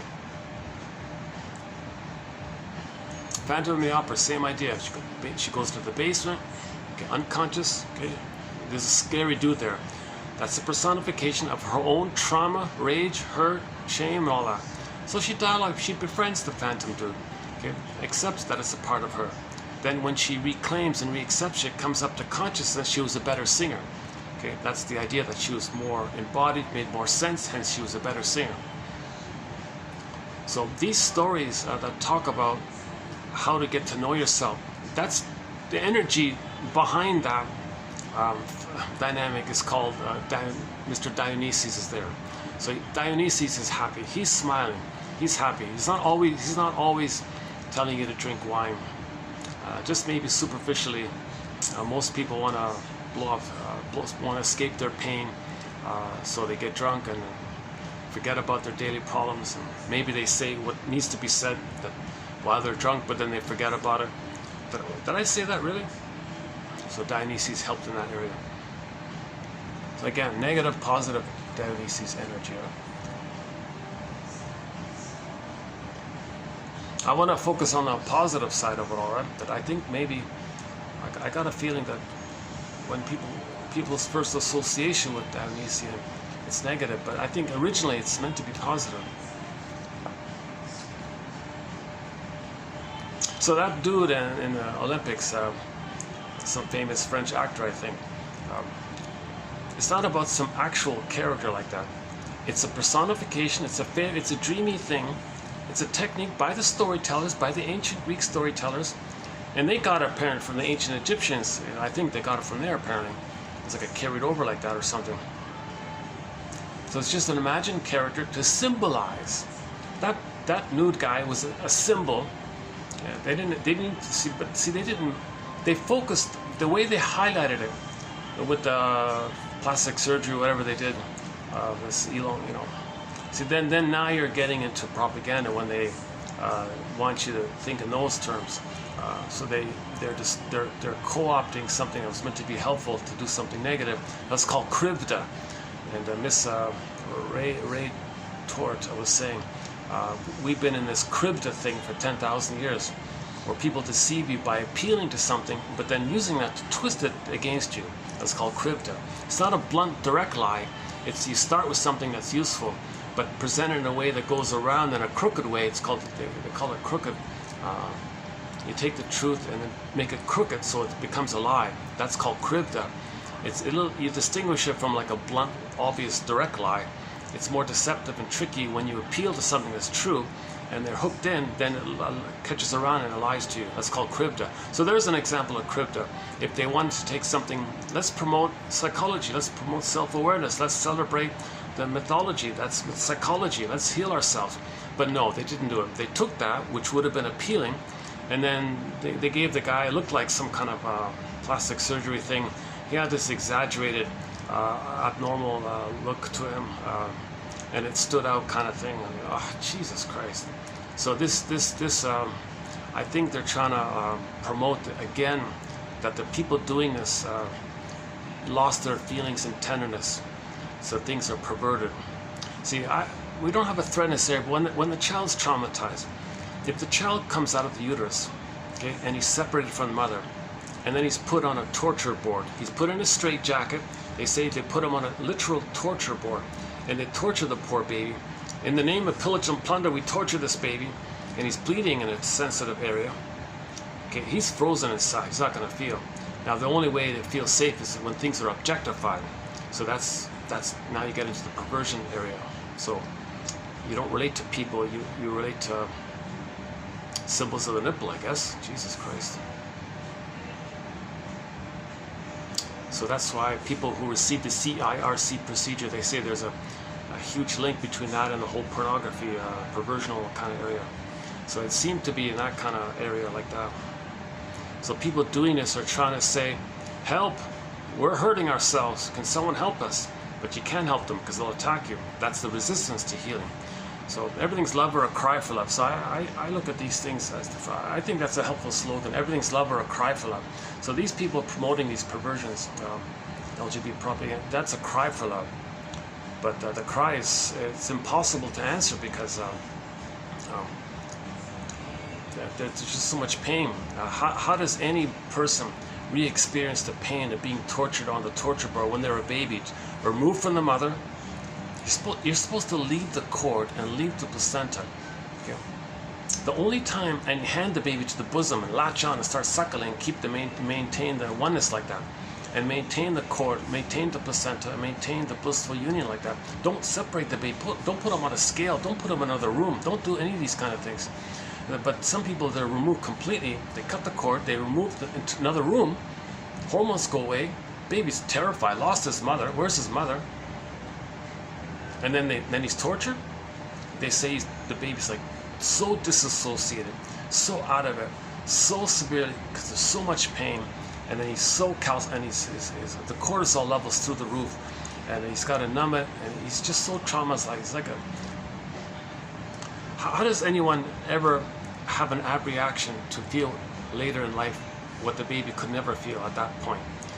And then the people, well, this is what happened to us. How does anyone heal that? Like, how does anyone help anyone with that kind of thing? Now, Janov claims he was able to help somebody with what he called a CIRC primal. A gruesome description like that, yikes, but he claims it happened. I don't know if it's just made up or part of the drama, I don't know, part of the sales pitch. A lot of these testimonials, I don't know what to believe. A lot of it's maybe partially true and then elaborated. A lot of it's for show, a lot of it's for salesmanship, a lot of it is to sell books, or a lot of it is for auditioning for roles in films and TV, if they could be better actors like that. So there's a lot going on in that kind of area. It's a sham, a lot of sham abreaction, sham catharsis. But Janov claimed there was one guy who actually reported that he was able to relive that and feel it. He was screaming like crazy like that. And then his physiology got better. His body temperature cooled, his musculature relaxed, and his whole physiology and demeanor became more normal. He claimed in his book, Arthur Janov. Now, I don't know if he's just saying it to sell books, or the guy reported it to help him sell books, or he wants to be liked by him or something. I don't know that part, big question mark like that. But the Janov quotes are very interesting. I highly recommend the Janov quotes, 2745 to 70, okay, from this year, begins January this year, 2024, into February. We did 26 videos from 2745 to 70, plus a very important 3-video tag on about the abreaction, very important, 71 to 73. And then we did then we did the BPD one, anxiety one, and timeless topic, and Henry Hart's quotes, and then nostalgia quotes. So we've got a lot of really excellent material. I can't emphasize enough. There's been some excellent material posted here. I'm talking about the quotes posted. I'm praising the quotes. They're clear, they're helpful, they're informative. My disclaimer, once again, I'm not a doctor, professor, midwife, doula, nutritionist, gynecologist. I only have a BA, keep that in mind. Okay, Robert Bly says, okay, he's not a shrink, right? When he speaks to the audience, dear audience, 30% of what you're going to hear in this lecture is wrong. It's up to you to figure out which 30%. So likewise, 30% of what I just said in this video is wrong. It's up to you. If anybody's watching or listening, whoever may see this, it's up to you to figure out which 30%. I don't know what 30. Don't ask me. I don't even know which 30% is wrong. So we got to be detective. This is all. What this is all about is being a detective. This whole project is about being a detective. I'm still flirting with the idea that these quotes are a lasso of truth.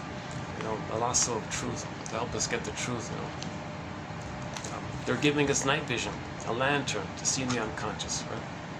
So aspects about ourselves we don't know. It's dark. We can't see it. Dark. The metaphor is like a dark forest. We don't see it. So these quotes giving us some light, some vision, night vision, a lantern.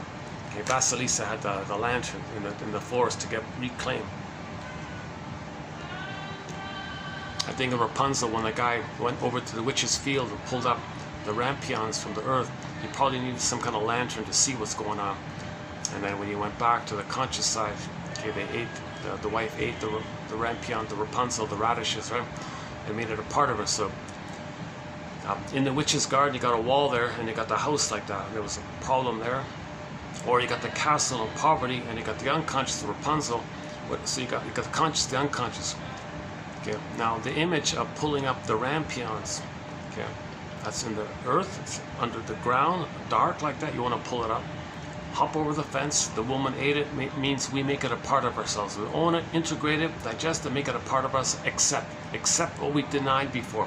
So what we denied is in the witch's garden, meaning the unconscious, dark, scary like that. So you go over to the unconscious, pull it up the contents, come up to the conscious, and accept it. And you kept doing this back and forth like that.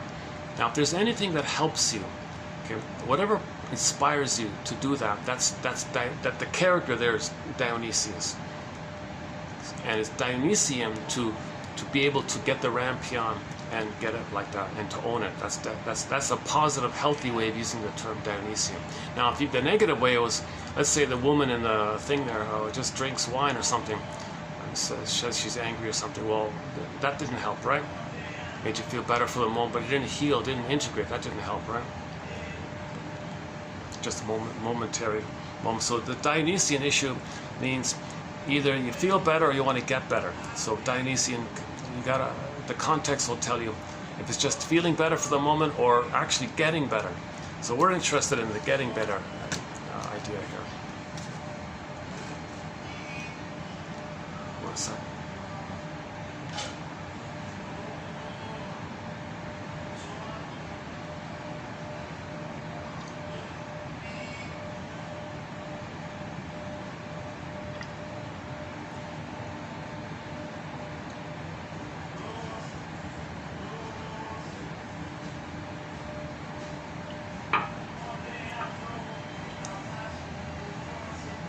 Oh, this is a treat here to find this place empty. Oh my God. I can't believe it. It's Saturday too. Can you believe it? During the week it's packed. It's funny. Well, if I bounce around to 4 venues, usually there's one I can use right now. That seems to be the pattern.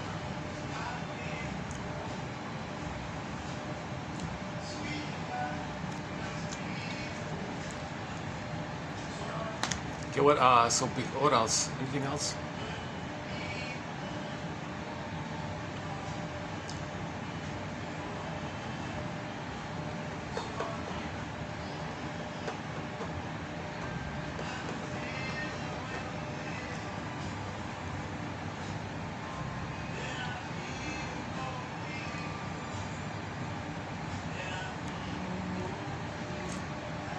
Yeah, so I think that's what that discussion means, Apollo versus Dionysius, right? Apollo says, none of this feeling stuff, none of this denied stuff. No, they gotta be reasonable, logical. Well, that's like rationalization, that's a resistance, that's the false self to make you unaware. See, we live to the extent that we feel. See, the pressure with this Dionysian thing is we live to the extent that we feel. Our golden ball is in there. Our embodiment is in there. So we're trying to get it back. Now you want to manage this process, so you read this stuff, you get conscious, or your shrink gives you feedback, it helps you to piece things together, and you feel safe with them. So that's like a healthy way of doing it. So if we don't have this kind of healthy process way of doing it, there could be an unhealthy way of coming out. So either we do it healthy, consciously, or it comes out unhealthily. So that's the people getting drunk kind of thing.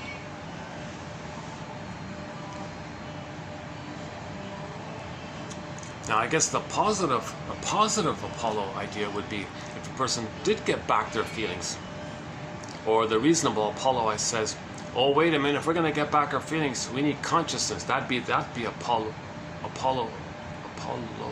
Apollonian, right? So that would be a positive way of. That would be a positive Apollonian. If we say, "Wait a minute! If I'm going to get back some feelings, I want to know what's going on here about this issue of feelings. Because we want to get back our embodiment. We want to come home to our embodiment, our sense of self, our beingness. We want to get back our beingness. We want Rapunzel back, Snow White back. We want Penelope back. We want Miss Core come back, Persephone. We want to get back our embodiment.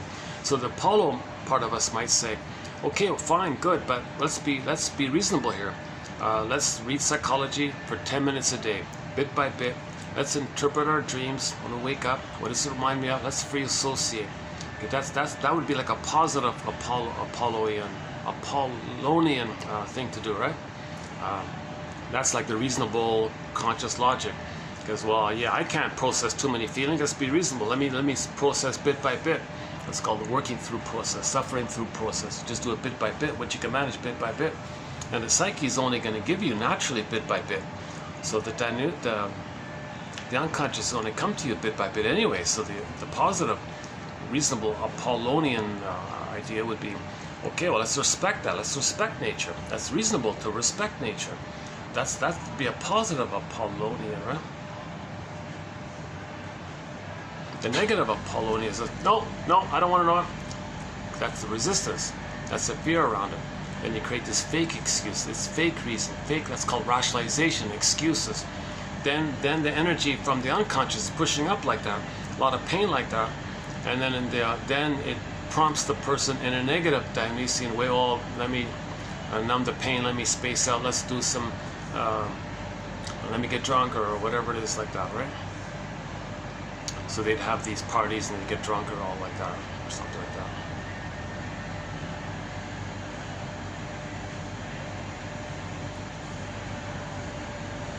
Now that's why when you're paging Johnny Sanford, so I don't know about the link between these drunken parties with the Odyssean thing and the Last Supper table thing. I haven't seen that. But Johnny Sanford probably discussed it. So maybe look into that later. But see, that could be one way. That could be one way it went, right? That people who invented religion, people who created these religious stories, they took the myths, cribbed it, twisted it, make it appealing to people, to make people unaware of healing. Like that scene at the Olympics. If you took some mythology idea, but promoted the LGBT nonsense or perversion, all this, that's taking people away from healing. That's called krivda. That should be the word of the year. Actually, I think we've got two. Maybe I should create my own words of the year. So let's say for the year 2024, I'm going to experiment with 2 golden windmills of the mind words of the year. Krivda, I think she's on topic with that.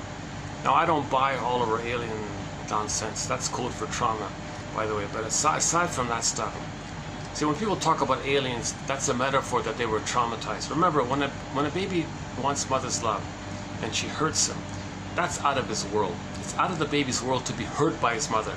That's an alien thing for the baby. That's like out of his normal expectation. So when the mother hurts him, in his brain there'll be like an alien creature, or a violent image, or a guy with the horns image, or any kind of frightening, scary creature image, like an alien like that. So later on, oh, there are aliens out there. That's code. That's a projection that you have an alien image in your mind that came about with your trauma. So when people talk about alien, that's code for trauma, like that. So she's into this stuff. Oh yeah, aliens came here and did all these things, and we're all messed up because the aliens came. Blame the alien. Okay, come on, Jesus Christ. The alien means you were traumatized, except for that side of her. Some of, and not all of it, but the gist of the zeitgeist of her material in broadest terms. That one of the message of hers, I don't agree with everything, is this krivda idea of the propaganda, the rhetoric, the lies, and the term is called krivda. So there's a term to highlight how the truth is being presented in a crooked way. She calls it crooked truth, to deceive. When you crooked the truth or twist the truth to deceive, that's called krivda. And that word was around for a long time. It got lost, and she brought it back. She found it and brought it back, kind of thing. That might be not a bad catchy term like that. But the other term I want to bring nominate. So that's nominated. So krivda is nominated. Another term I want to that's nominated. Let's say. Oh, there's a crow. Huh? The crow is the keeper of psychological and spiritual wisdom, according to some indigenous cultures. The crow, one of our companion birds. Yeah, the crow, the blue jay, the heron, the loon, the pigeon, and the crow as well. I don't know if I pointed at the right angle. Oh, there you go. Is that the top of the? I don't know if it's showing. Did we get it there? You probably can't even see it. Eh? He's at the top of the building.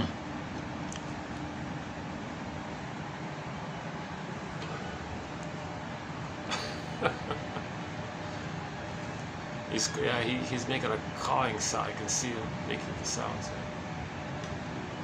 Oh, the battery. Let's check the battery. Oh, son of a gun. It's doing it again.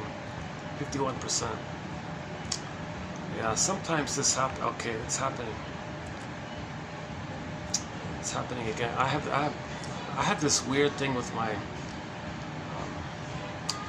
with the battery, with my phone and the battery pack, the connection.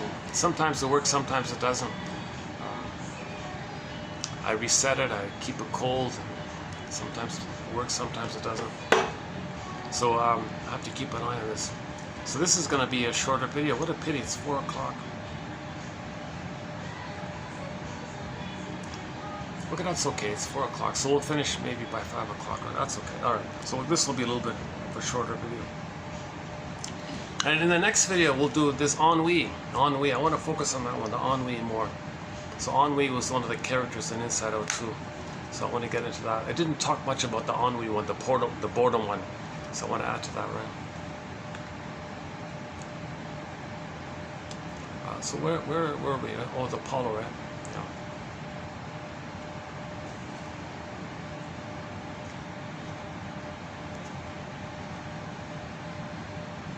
So your conscious mind, can it be reasonable in terms of, yes, if I was traumatized as a baby, it does make sense that if I'm treating others badly, that maybe that's a communication that my mother treating me badly, and this is how I'm knowing that because I'm behaving like that way, so I can know it. So let's investigate that. That's reasonable to be detected, kind of thing. So we want to build this positive Apollo idea, right? We want to build this positive side of it. And if there's too much pain, the reasoning mind is damaged. That's a scarecrow, and it's thinking all crazy things, but it believes it's being reasonable. It's called rationalization.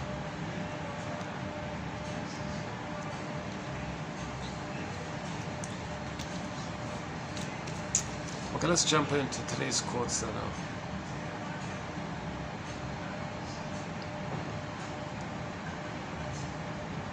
Oh yeah, okay, let's do the first one here. Oh yeah, I just came across a film. Yeah, a good film, very good film. I recommend this film. It's only about 30 minutes long. It's called Over-Dependency.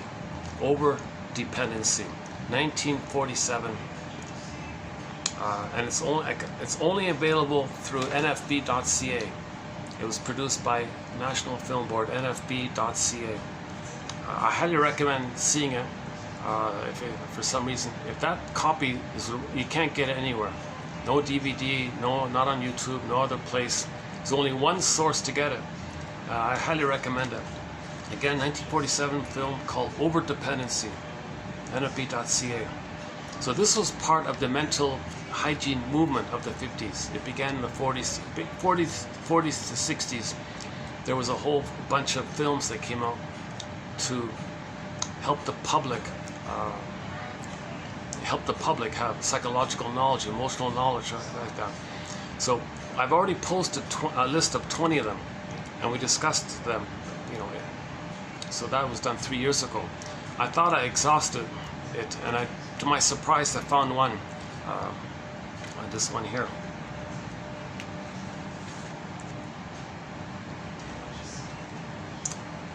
So it's simple. It's simple, but and it begins very slowly and it's very boring in the beginning. It picks up later on. So here's a quote from it.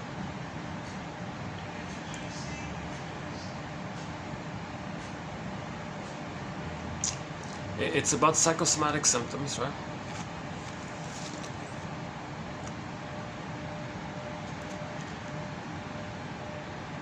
Okay, let's just read the quote. All right, here we go. Ready? It is not easy. So this is the shrink talking, or the narrator's voice talking.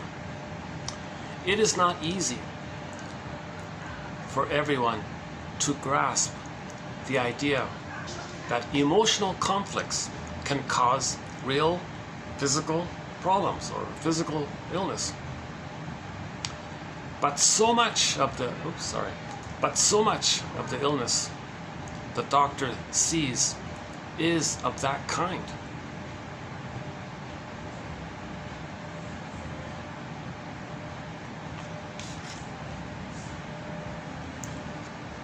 Okay, so in the film, the guy had a lot of ennui and lethargy and a lot of pain on his body. Didn't want to do anything. He was depressed and slept late all the time. Didn't want to. He was kind of. He was a real lug, right? Like, it was just he couldn't initiate or take care of himself, or couldn't show up to work on time. Didn't want to do his job. He's kind of really okay, that kind of things. And from that, he had all these physical issues, all these sore pain here, sore ache there, sleep problem this, and little pains here, little pains there. So I went to the doctor and did all the usual checkup. No, physically everything's okay. What you got is emotional. The physical things and pains and aches you're experiencing and sleep problems and lethargy and all this is all emotional stuff. It is not easy for everyone to grasp the idea that emotional conflicts can cause real illness. But so much of the illness the doctor sees is of that kind.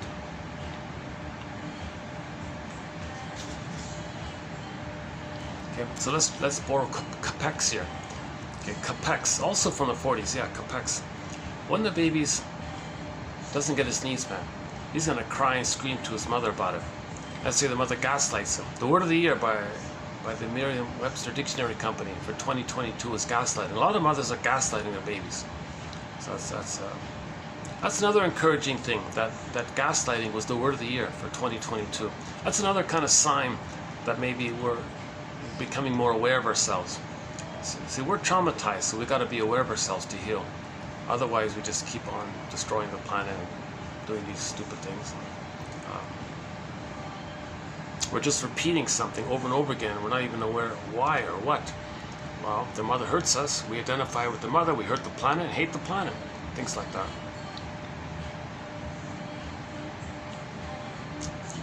So Capex was saying, originally, the baby's crying and screaming, "Mother, you didn't meet my needs." Feelings are needs. Needs met, feelings pleasant. Needs unmet, pleasant feelings zoop away, joy and sadness zoop away, back to anger at the console. Baby's angry and screaming. Now this is overt, you see it, it's revealed, it's natural, baby to the mother. So that's kind of understandable. Baby's screaming and crying to the mother. He's terrorized, he's in fear, he's ashamed, he's enraged like this. Mother rejects, not around, gaslights the baby. What does the baby do with those feelings? Mother's not going to respond. Mother doesn't get the signal. Mother didn't meet the baby's needs. Insult number one. Baby's telling her, and mother doesn't get the message. Insult number two. The baby's still in rage. What does the baby do with that energy of the rage and the scream? Okay, it turns inward. Goes to an organ. Goes to the system. Might get hypertension, like that guy in the film. He might get hypertension. Okay, or it might go to an organ. Then he gets a symptom in the organ. Capex was saying, regard those symptoms, physical symptoms, as a continuation, an underground, covert, detoured continuation of the crying to scream to the mother.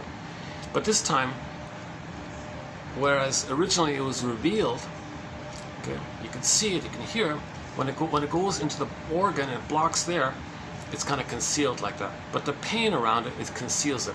Psychosomatic symptoms reveal and conceal the pain with the mother. Sarno says all this tension that people have in the back, hypertension, the shoulder pain, the neck pain, all this is still the ongoing rage to the mother. That rage to the mother, babyhood time rage to the mother, turns inward and you get hypertension, the musculature is too tense. That's the ongoing rage to the mother. Sarno claims when people are aware of this, a small percentage, and maybe I don't know what percentage is, but some people actually feel a little relief just knowing that. You mean to tell me all this back pain means as a baby I was enraged at my mother, she didn't meet my needs, I was enraged, and then it goes to my back? That's what happens? oh my God, what a relief! Well, now we know what's going on. And some people, by that, they have an Apollo. Their Apollo's good. Their ego's good. Oh, they're reasonable about it. They can accept it. Okay, but some people's Apollo, I don't accept that. It's nonsense, and the pain is still there. And then they take a aspirin or something. That's a Dionysium. The Dionysians will take the aspirin, get away from the pain. You feel the pain. That would be Dionysian, right? You want to get away from the pain, to know the pain.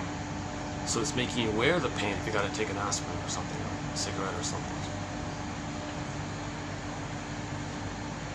So the image is water to ice, right? Water converts to ice, right?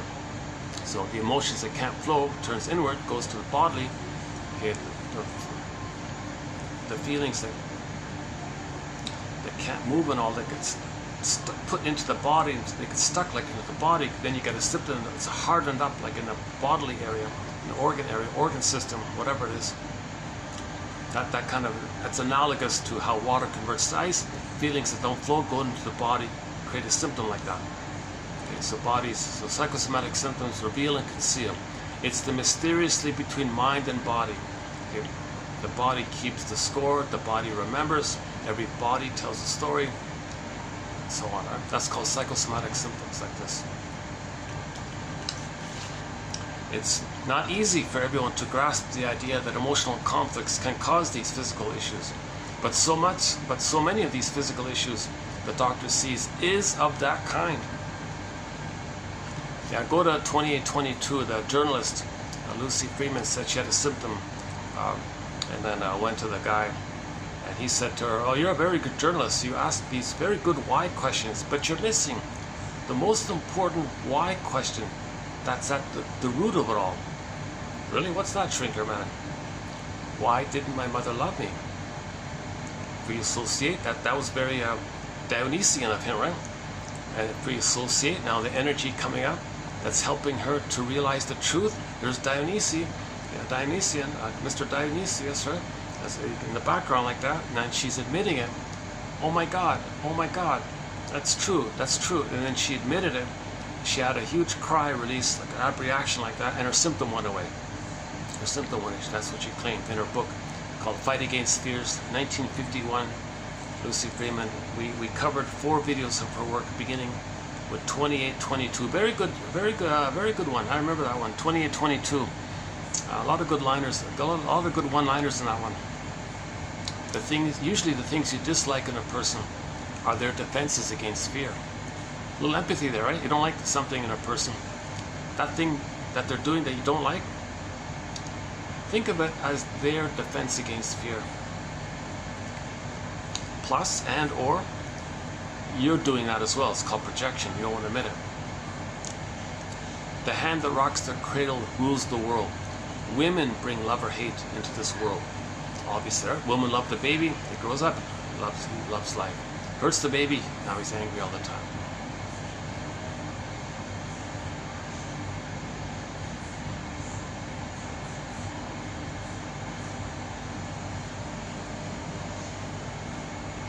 And yeah, there's several other ones. It's very good. That's a very good list. 2822.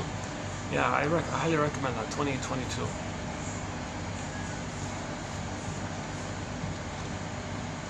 And back to that film, Uncertain Feeling. She had a symptom. She owned what she denied. Healing and wholeness. You're more whole when you accept yourself. You're more whole. You're not fragmented. You're more whole. Then you're healed. Right? The physiological issues sort itself out when you connect with yourself. See, when you're fragmented, when your soul is fragmented, you're disconnected from you're living with your false self and you're denying your true self. There's a pain in like that. And that pain leads to the symptoms. So this fellow had the pain. So what do we do here? What do we see in this film? Shrink said, well, let's look at the guy's history. So he's a young guy, only 25 and all this. A history of emotional difficulties going back and forgotten. And some present cause that stirs the old trouble, disturbing the normal functions of the body.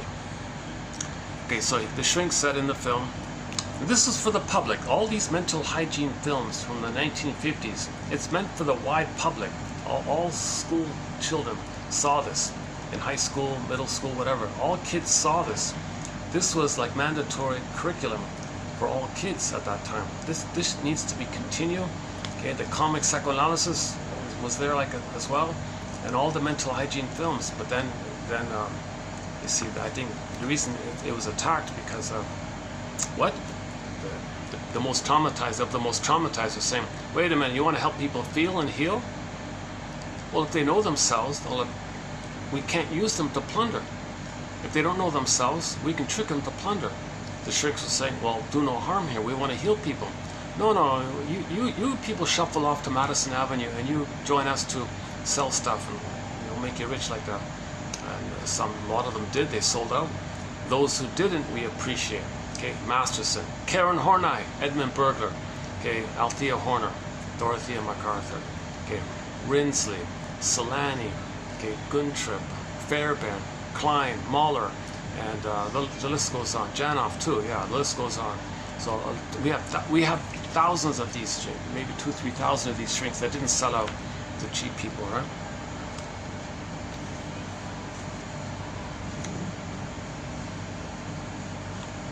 So these mental hygiene films, these are from the doctor. These are all made by doctors, right? Medical doctors, shrinks. These are from the shrinks, right? So he said, well, if we're going to help this guy, so the story's about a 25-year-old guy who was, again, tense, pain, aches, sore, sleeps. He can barely move. He can't. It took him 3 hours to make breakfast. You know that. That kind of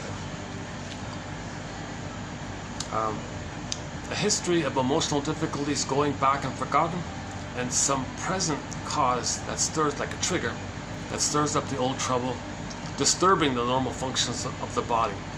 Okay, so now the next part. So what is his past? Well, we learn in the film that his mother didn't want to get pregnant. Number one, it was an unwanted pregnancy. That his mother already had 3 kids, age 6, 7, and 8, and then accidentally, unknowingly, unexpectedly, she got pregnant. She didn't want it. The father didn't want it. Nobody wanted it. But there it is, right? And he's that kid. Then, when he was born, he was a goner. Like they thought he was a goner. He had severe birth trauma. They said he was a goner. They had to bring him back to life. He was a goner. He had this whole issue of life and death at the birth time. He had severe ongoing birth trauma. And because of that, the mother felt she decided she had to be very, very careful and very overprotective for him, to protect him like that. So she had a positive intention in that way.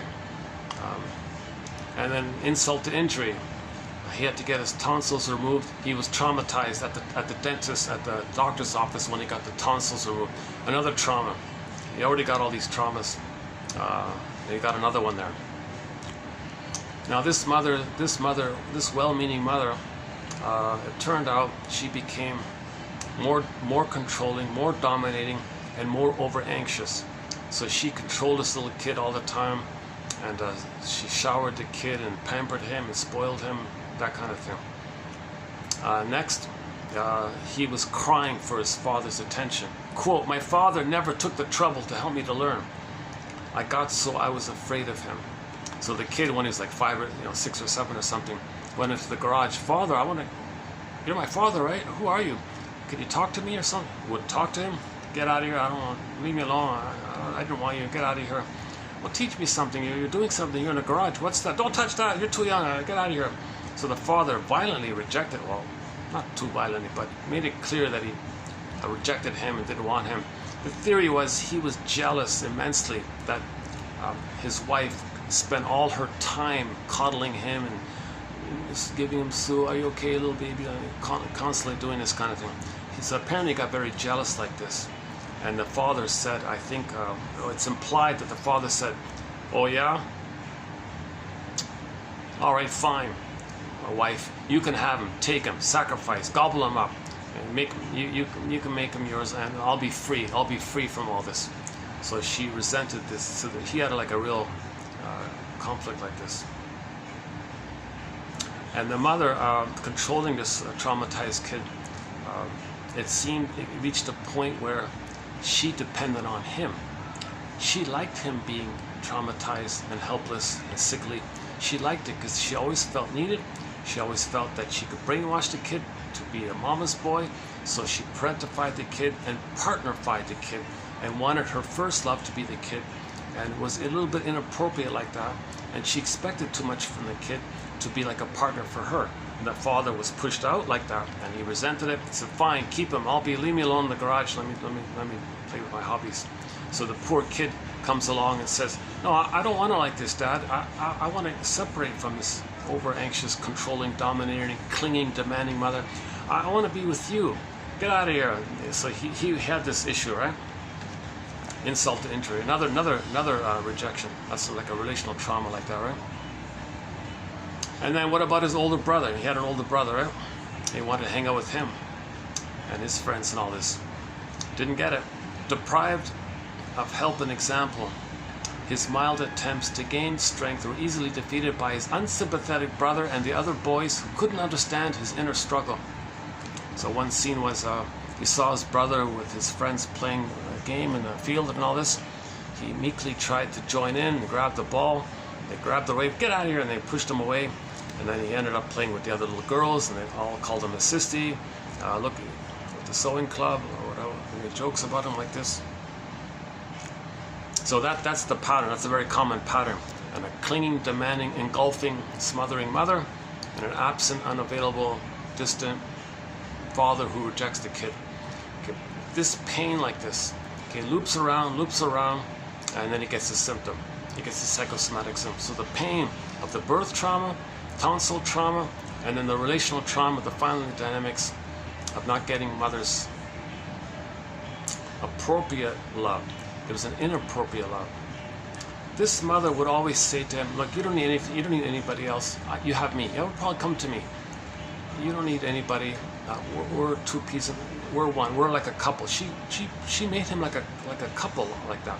That's very inappropriate like that. So she did it because she felt that she needed one person she can control, dominate. So she felt important, not alone, and he would be at her beck and call. She can push his buttons anytime she wants. Enter the joke. Mothers know how to push her buttons because hey, she sewed them on.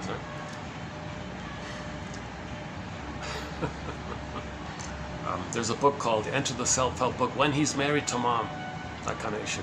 So this pain like that. Now he didn't want this. The mother wanted this. That's called the Jocasta complex. So this mother, back to mythology. This in mythology is Jocasta. So she's Jocasta. Jocasta is code for what the mother's doing here in this example. When the mother uses the baby to meet her needs, and makes the excuse, "Well, he was traumatized, we got to take care of him, so we got to be extra careful like that." That's just an excuse.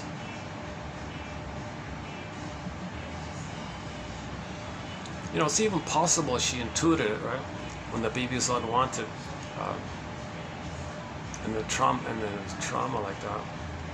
She might be covertly help that along, kind of thing.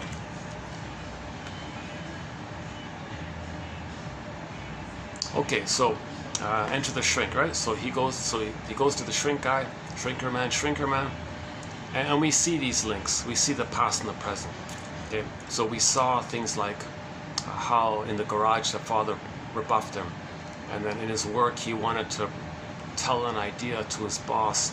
He was shaking, he was afraid, he ran away.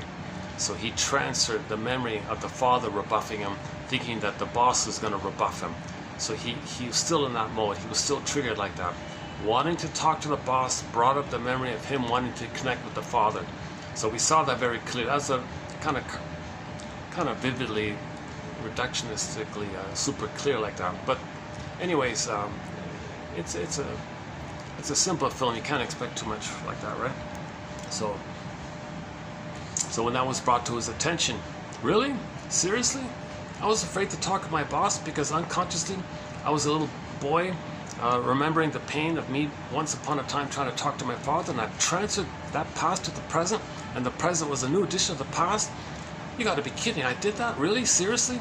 So now he had a reasonable Apollo. Okay, well, now that I know this, okay, let me think about this. So he was thoughtful like that, right? That was the example that the shrinks want the viewers to take him as a role model like that.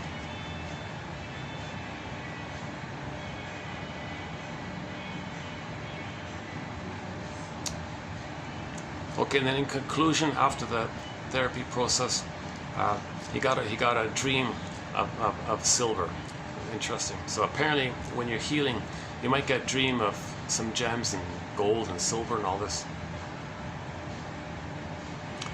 Actually, he had another dream. He dreamt that he was the father once. So he really desired to be him. So that was a missing symbiosis. So he didn't have that dream he had. Actually, it's kind of it's a creepy nightmare, to tell you the truth. But he had a bit of a nightmare. They didn't present it like that. But I think what they were saying was he didn't get the oneness with his mother. So he had a dream where he was the father. He wasn't himself. He was the father. So he got a connection. And when he got that connection, he got a silver fish. He was fishing and got the silver fish. So he got something. He's moving towards accepting the connection with the shrink. Maybe he connected with the shrink, and so he accepted the connection with the father like that. So he's moving in the healing. So he's accepting connection. So when he accepted the connection, even though it was a oneness, he accepted it finally. Okay, because he was traumatized. He never connected with the mother with that severe birth trauma, right? And the mother's maybe feeling guilty. That's why she was smothering him. Maybe that's part of it too.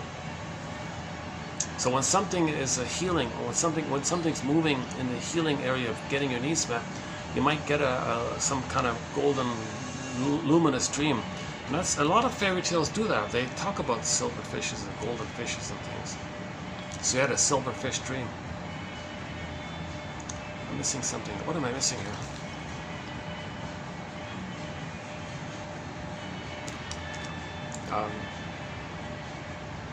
Yeah, he got lucky. This guy really got lucky.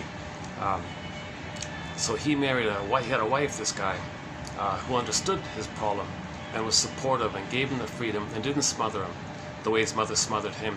The wife was very understanding like that. So he got a lot of support, but he didn't appreciate it.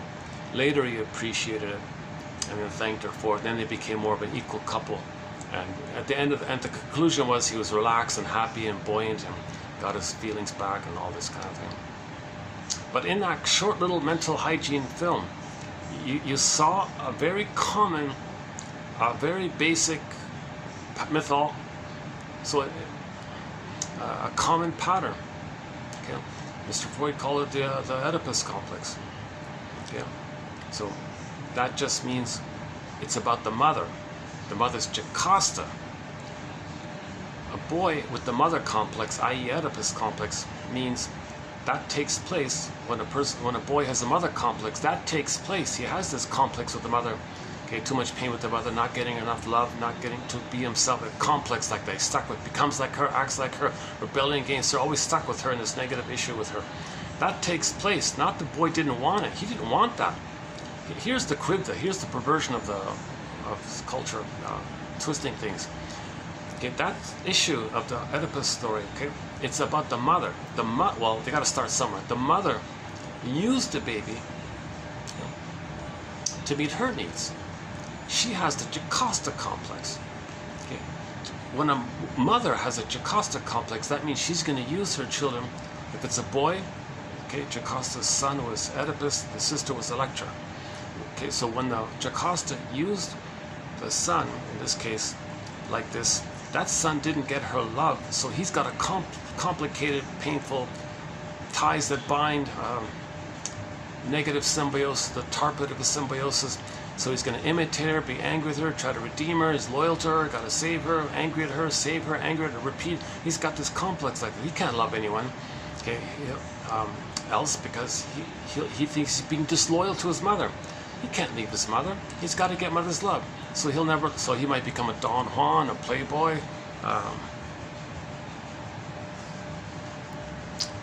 Okay, those kinds of things. Now, if that guy grows up, if Oedipus grows up, okay, he may end up, he may repeat that onto, for example, his son. So in this film, when the father rejects the son, okay, that's just repeats it how the mother rejected him. That's the Laius complex. The Laius complex. And in the myth, you saw the father rejected the son. So anytime when a father can't be bothered, what is it again? Quote, my father never took the trouble to help me learn. I was afraid of him. So he never took the trouble. That's a common pattern. How many fathers are around to take the trouble to spend time with the son and teach him what he knows and teach him about stuff and just hang out together and just have that kind of just nice connection where he enjoys that kind of father-son relationship, right? A lot of fathers, I can't take the time for that, leave me alone or something. If he does that kind of thing, he has the Laius complex. When the father rejects the son, that's the Laius complex. So Laius was the husband of Jocasta, right? And of course, if it's a daughter, we call it the electric complex. Now, when the mother does that to the daughter has the electric complex, because she didn't get enough love from her mother to be herself. Now, when Electra grows up, she ends up with the Jocasta complex and the whole thing repeats around. That's what Mr. Freud's talking about with this Oedipus story, that this is a common issue like that. So here's an example. This is an example of it. This over-dependency issue. This film called Over-Dependency. It's an example of this. Okay, the mother smothered the boy.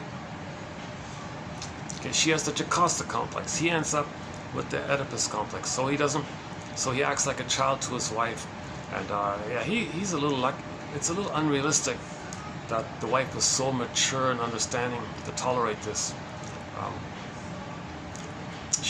Maybe the argument is he was a bit of a Peter Pan type, playboy type of thing, so she liked that, and then later it wears out. It doesn't really fit in that the wife was so mature and understanding and helpful like that. That's not going to happen. He wouldn't be attracted to her. He wouldn't even be attracted to a woman like that, a mature woman like that, if that's the case. He would end up being a playboy. He wouldn't reject a woman because that would be a betrayal to the mother. He couldn't love. Oh yeah, they did say, yeah, oh, that's true. They did say in the film that every time he was about to get married, he got cold feet. He tried again, he got cold feet. And he kept getting cold feet, so that, yeah, they did tip off to that, yeah. So he had a fear of betraying his mother by marrying another woman, so he got cold feet and got sick, he got cold feet, he got sick. So why would the wife put up with this kind of thing? Right? He's not emotionally ready to that kind of place. Right? They didn't even really need that part. They didn't even need that part with him being married. He could be single as a playboy. That would make more sense that way, right?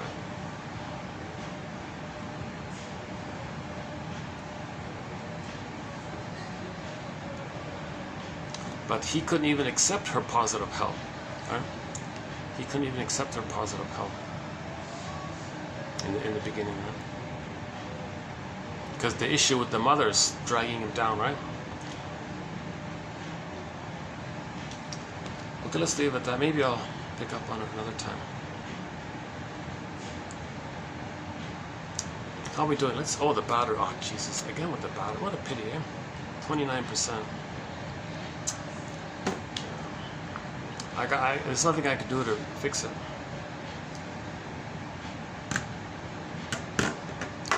Okay.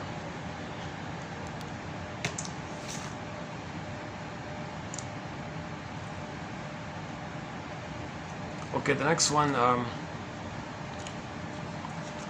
are from Henry Hart. He has a massive notebook where he made little notes from the articles. He just made these notes.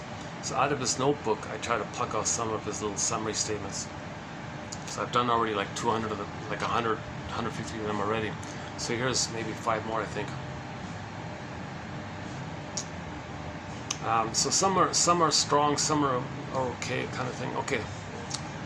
Clients who feel first and think later, when they recall emotional incidents, find it impossible to think of the analyst as other than the real person in childhood with whom the affect incident in childhood occurred. The analyst is a screen on which the client projects his unconscious pictures. Okay, so this one says when you transfer or see the present as a new dish of the past, and it's some kind of emotional reliving, and then you look back on it, you don't realize this. You don't realize you did that, right? The clients who feel and think later, clients who feel first and think later, when they recall the incidents, find it impossible to think of the analyst as other than the real person in childhood with whom the affective incident in childhood occurred. So he says the pattern is, if he's angry at the shrink, right, and later on, does he realize that the shrink was helping him? No, that was the parent in the childhood. Either he saw the shrink as himself as a child, he identified the aggressor and treated the shrink the way his mother treated him, or flipped it, played himself, was angry at the parent. So when he does this and then later on thinks about it,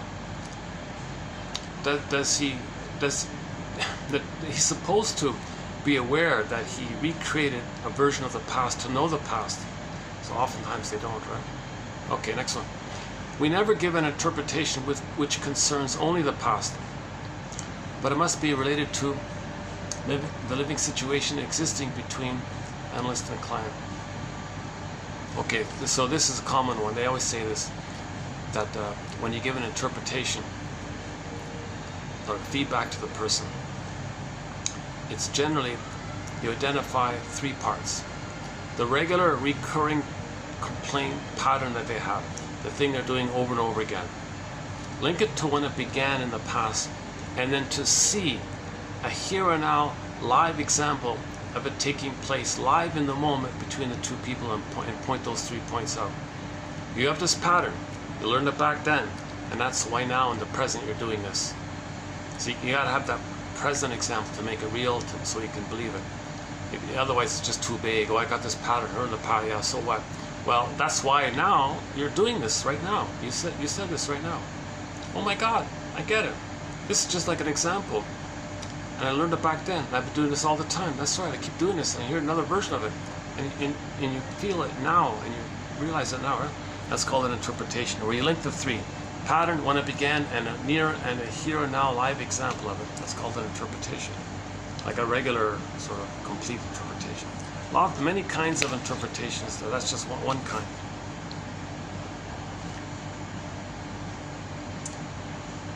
Where cases appear to have dried up, I have had the feeling that what we call free association was still too much conscious selection of thought.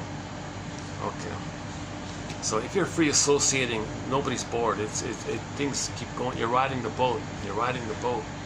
But if things dry up and he's saying stuff, okay, he's just cherry picking. He's just saying things, rationalization, duplicity, excuses, defense against defense. Saying things to get away from free association, so things dry up like that. That's what it means. So intellectualization is a defense against free association.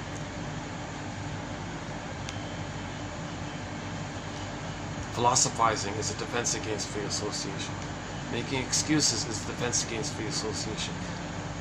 Okay, if the analysis makes no progress, the client has a right to be angry.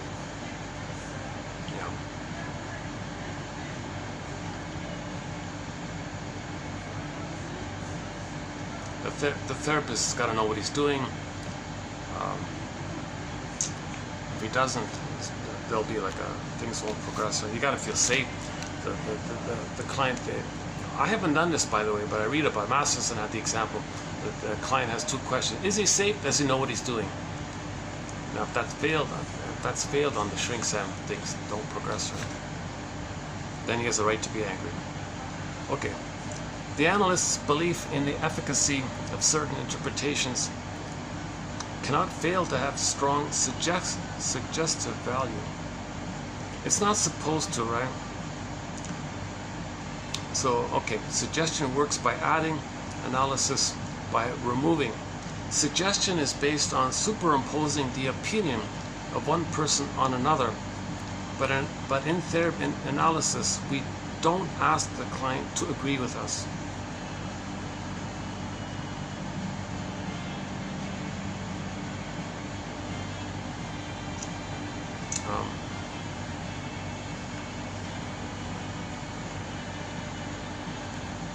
So it's well known, right? Therapist is neutral, he observes, points things out.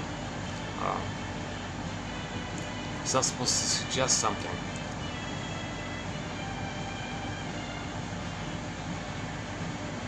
Like be persuasive. Believe me, I'm telling you, you gotta believe me, like advertising or something. A suggestion like that. That never works. Or rarely works, let's say. It's supposed to be about it. Just pointing out things that you observe. I noticed this. I noticed you said that. Do you remember you said that before? Now you're saying this. I wonder if there's something. It seems they have something in common. What do you think? Yeah, it's a gentle feedback.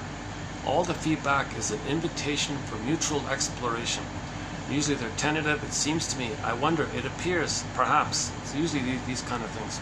No, oh, you do this, and that's why you do this. It's not supposed to be like that, right? Although we do have some examples where they are kind of like that. Like the lady who wanted to have a baby and said and thought to herself, wait a minute, I don't want to hurt my baby the way my mother hurt me. I need help here. Went to the shrink, and he said to her, oh yes. Oh yes, what? You're letting me know what kind of childhood you had. What do you mean? You're letting me know what kind of mother you had and how it felt being with her. Go on, please, shrinker man. You're putting me in the role of you and you're acting like her, and I feel a kind of push or a pull to feel maybe you felt with her. Click, click, click, she got it. She put it together. It made sense. She realized that she didn't get mother's love. And she was acting like her and treating the shrink the way the mother treated him, and realized that that's a byproduct not being loved. So you admit that you didn't get the love that you were supposed to have received. That's a huge loss.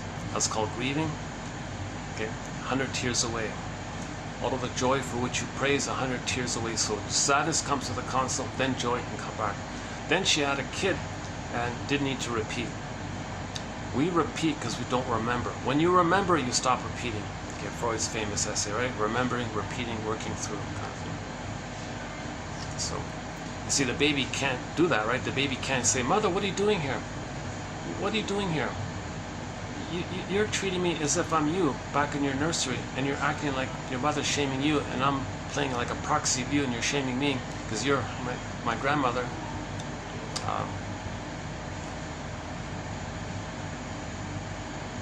And you're making me play you back then. We're not back in your nursery. It's now here. Look at the calendar, please. I'm your child who needs your love. Oh, wait a minute, Mother. You now think I'm your mother who hurt you back in the nursery, and now you're angry at me? First you hurt me, now you hate me, like you're going to control me? Mother, I'm neither you nor your mother back in the nursery. That's intergenerational trauma. She's repeating the thing that had happened to her. Right? The mother, as the baby cried for love, mother said no. Okay, in more cases of severe trauma prior to 18 months, she identifies with the aggressor and creates a record loop. New situation. Gets the child to be a proxy of her crying for love. So she wants to cry for love. In the replay, baby, you play me in my past crying for love. I'm going to give you the role. I'm going to assign you the role of me as a baby crying for love. I'm going to play the role of my mother shaming me. So the behavior is she's going to replay that. So the baby is playing her, she plays the mother, she shames the baby. At the same time, hocus pocus, auto-hypnosis, Alice in Wonderland, flip-flop, double think, double focus, okay.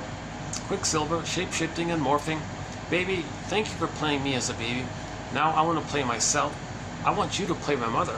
Now I'm going to be angry at you because I'm going to continue my fight with my mother. So the poor baby can't do this. The poor baby can't say, Mother, hold the phone here.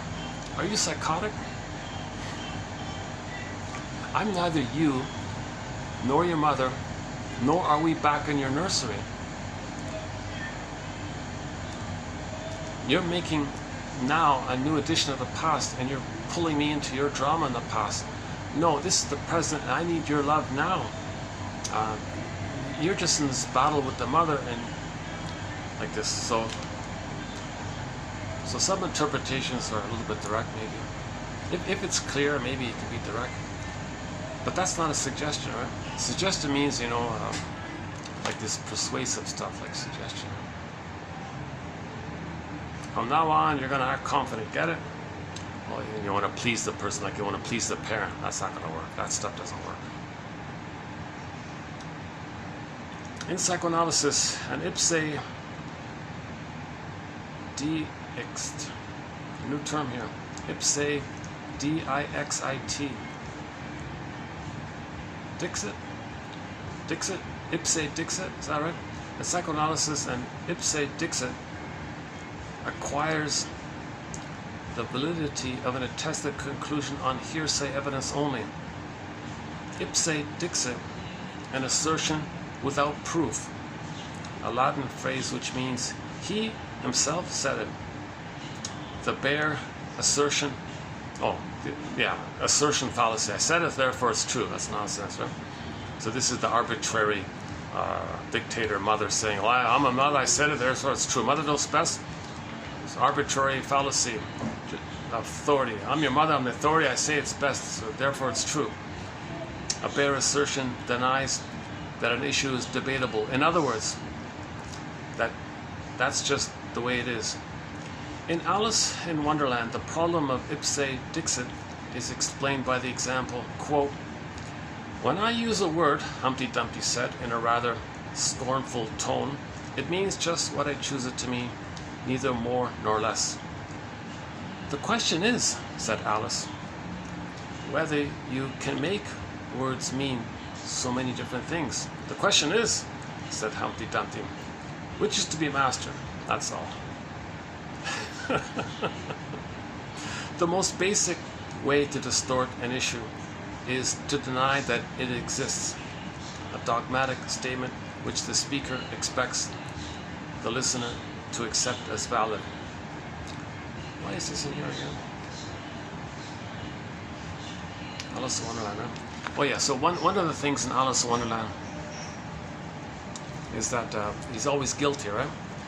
The baby has to fight for the right to have his thoughts. In Alice in Wonderland, I have to fight for the right to have my thoughts. In Alice in Wonderland, always guilty. Okay, that's code for the baby feels guilty. If he's in pain, he feels guilty. He thinks if the mother doesn't love him, the mother's rejecting him and punishing him. He feels pain and he's guilty. He thinks he should save the mother. He can't save the mother. He failed in the task. He feels guilty. Now he feels in debt. Okay. Now in the crypta, in the perversion, people on the short sellers will say, "Oh, you're all original sin." Okay. So they co-op you feeling guilt. So babies were traumatized, so they feel guilty.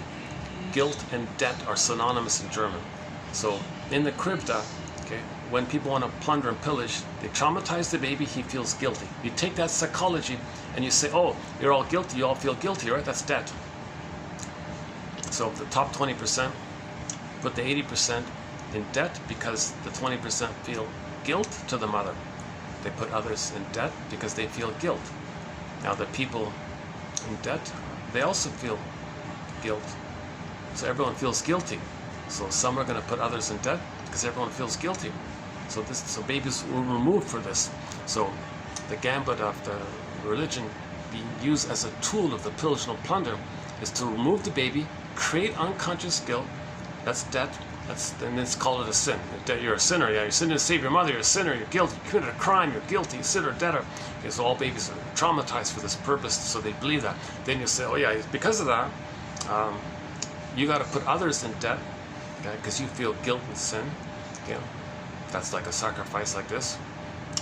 Placate mother, placate the God, placate mother. Right? So the top 20% of the most traumatized will do that to the 80%, and the 80% go along with it because they feel guilty because they were traumatized. or it's just imposed on them, kind of thing. And then we get into this whole issue of how is it that the 20% do this to the 80%? Well, the more trauma there is, it leads towards that. So and it seemed to be that in colder places there was more trauma. It's nothing to do with the skin tone, with the sun changes, the melanin, nothing to do with that. Melanin doesn't do that to people. Okay, I don't buy this argument that melanin is like the hue, like human, the hue, right? Like the word human, right? Someone said the word human has the word hue, color, hue, like a hue. So to be human, you need that hue. Okay, that's nonsense. Melanin is just a chemical that relates to how much melanin is in the skin, eyes, and hair. Okay, that's it. And this just adjusts according to how much sun's going on. That's all it is. Everybody has melanin. Everybody has melanin. It's just more or less depending on exposure to the sun. Nothing to do, it doesn't change your psychology or who you are, doesn't change your identity. Billions of years of evolution doesn't change that. Just because interaction with the sun, this superficial cosmetic thing with the melanin, that's not going to affect that kind of deep burning psychology of our identity to make somebody cruel or cold, like they're not going to be traumatized like that. But the thing was, in the colder places, babies were more traumatized. So at the time they had less sun. So nobody has white skin or black skin. Everybody's a shade of beige or a shade of brown. Jane Elliott says a shade of beige is technically a shade of brown. So we all have a shade of brown, basically, right? But in the more traumatized places, the more traumatized of the most traumatized, all their energy is to put others in, to give others poverty, because they were given more emotional poverty, because more traumatized, more emotional poverty. So give others poverty, okay, to externalize, to be loyal to the mother who gave them poverty. So you identify with the aggressor, give others poverty because you feel poverty. Now the 80% hand over the stuff, because as a baby they hand over their resources. So if the other people are impoverished, like Haiti, $1 a day, they hand over the stuff like that. And if there's a resistance, oh my God, you hire some people and you take away the resistance, and that's genocides all over the place have been taking place. And then on the website, oh yeah, we support democracy. We support. They want to work. Oh, this is the krivda. This is the lie and duplicity. Because the mother did lies and duplicity. When the mother hurt the baby, oh, it's for your own good, baby. I know best. I'm a good mother. Baby's being traumatized. Baby's being told that his mother's good. He's got to believe his mother's good. What a big lie like that. A lot of these big lies we see are the source, prototype, imprint, set point, starting point is that time in the nursery when the mother hurts the baby, okay, while she's feeding, okay, using the bottle and the honey and the rubber nipple, not around, force feeding, rough handling, punishing, feeding in an angry way because she's angry. The husband takes the anger on the child or sees the baby as her mother and fighting with the mother, fighting with the baby. Baby's not the mother. The mother's, okay, she's stuck in her past with her trauma.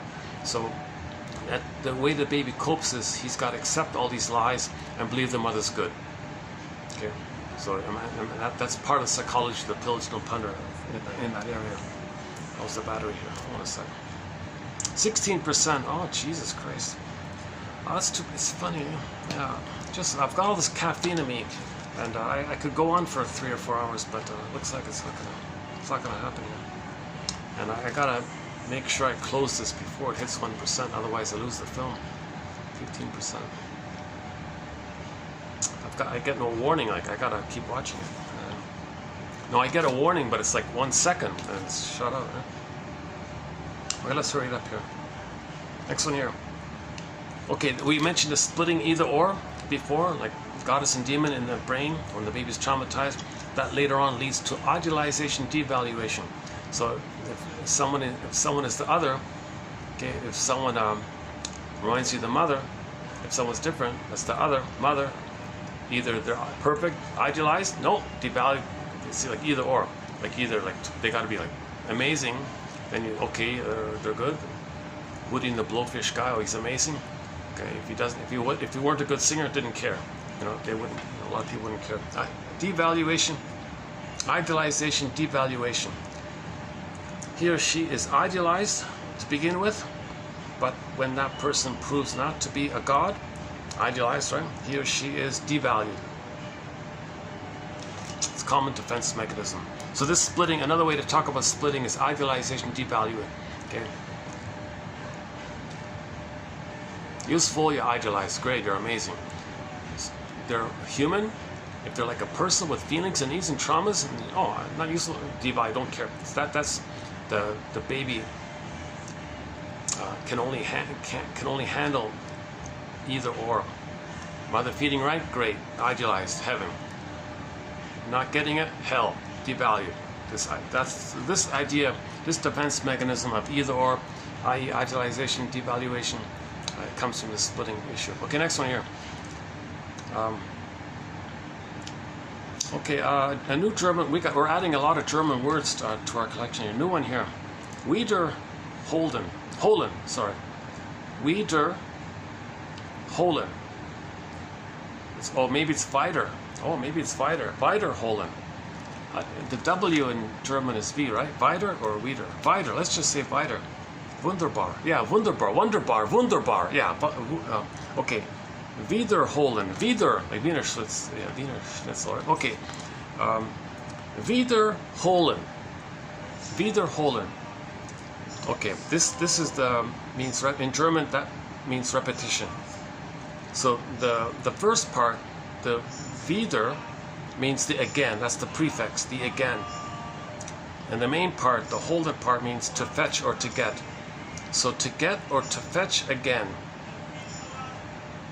So we have the repetition compulsion, to fetch or to get again.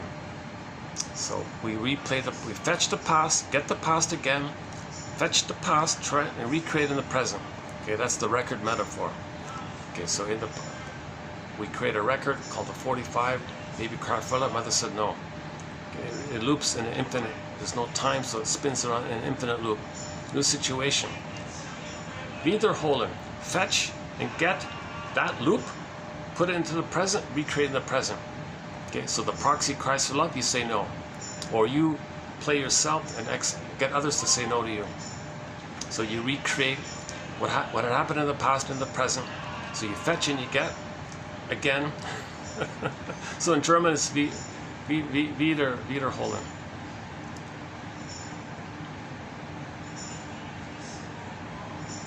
So just one way to think about repetition compulsion.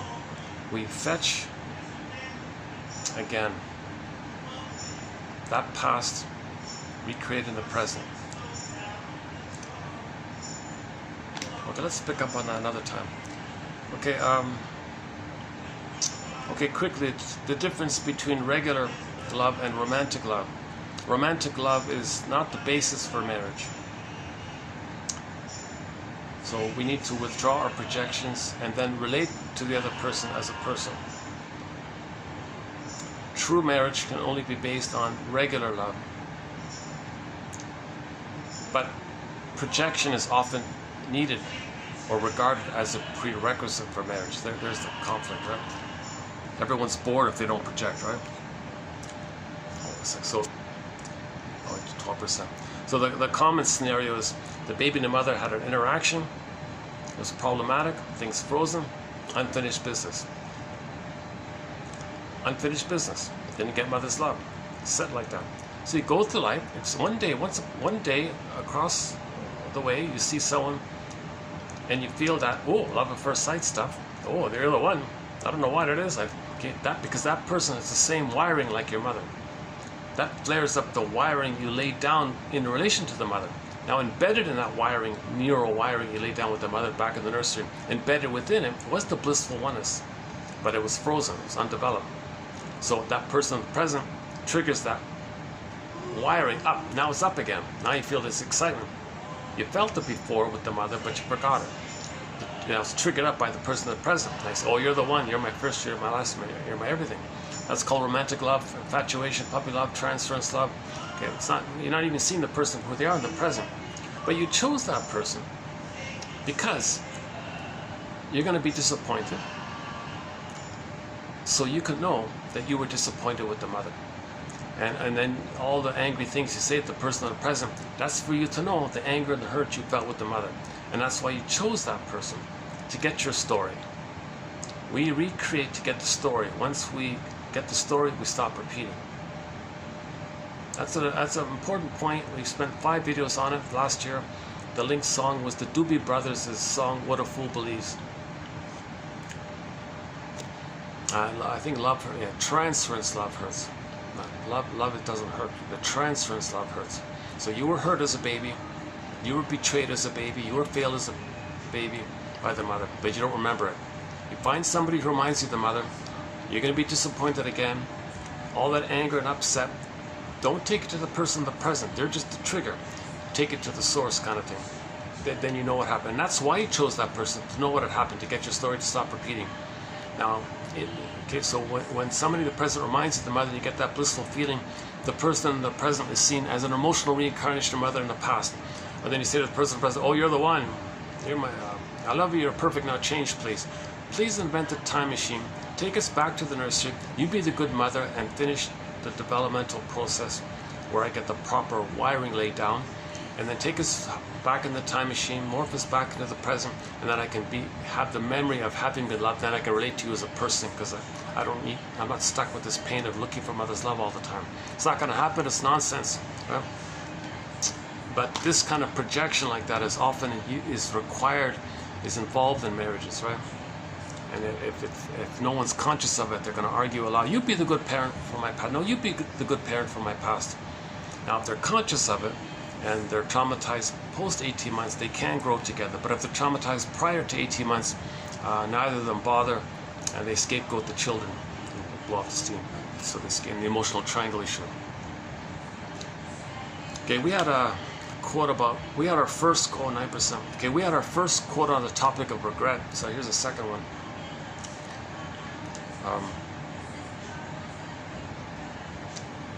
Okay, so it's part of your story. Okay, regret is available with personal memory and transtemporal personal identity, so time. We only personally regret things we ourselves done or thought to have done, and to do so, we create a story about ourselves. So regret's related to your story. You need a story. That's your identity. That's why regret is identity making. This doesn't mean that the things we regret are things we actually did. Rather, regret is identity making because we believe ourselves to have done certain things, and we define ourselves in relation to those events and our emotional and moral responses to them. Okay. So regret's a feeling about relationships, made a mistake, want to make amends. So having your feelings, I feel therefore I am. So if you feel regret, that means you have an amness. People would never feel regret. So she was saying regret is a clear way to feel your identity. It's identity making when you accept regret. And to accept regret, you got to differentiate from the mother and get out of the survival mode with the mother, because if you're in battle with the mother, no regrets. Why? If you're just always fighting all the time, the slogan is no regrets. So if babies are traumatized prior to 18 months, they're not going to feel regret or sorry or empathy for anything, because they're always in survival anxiety. They lie, blame, excuse, flip-flop, twist, lie, more lie, because they're survival. If they hurt someone and you point it out to them, they don't know what you're talking about. They're in survival mode.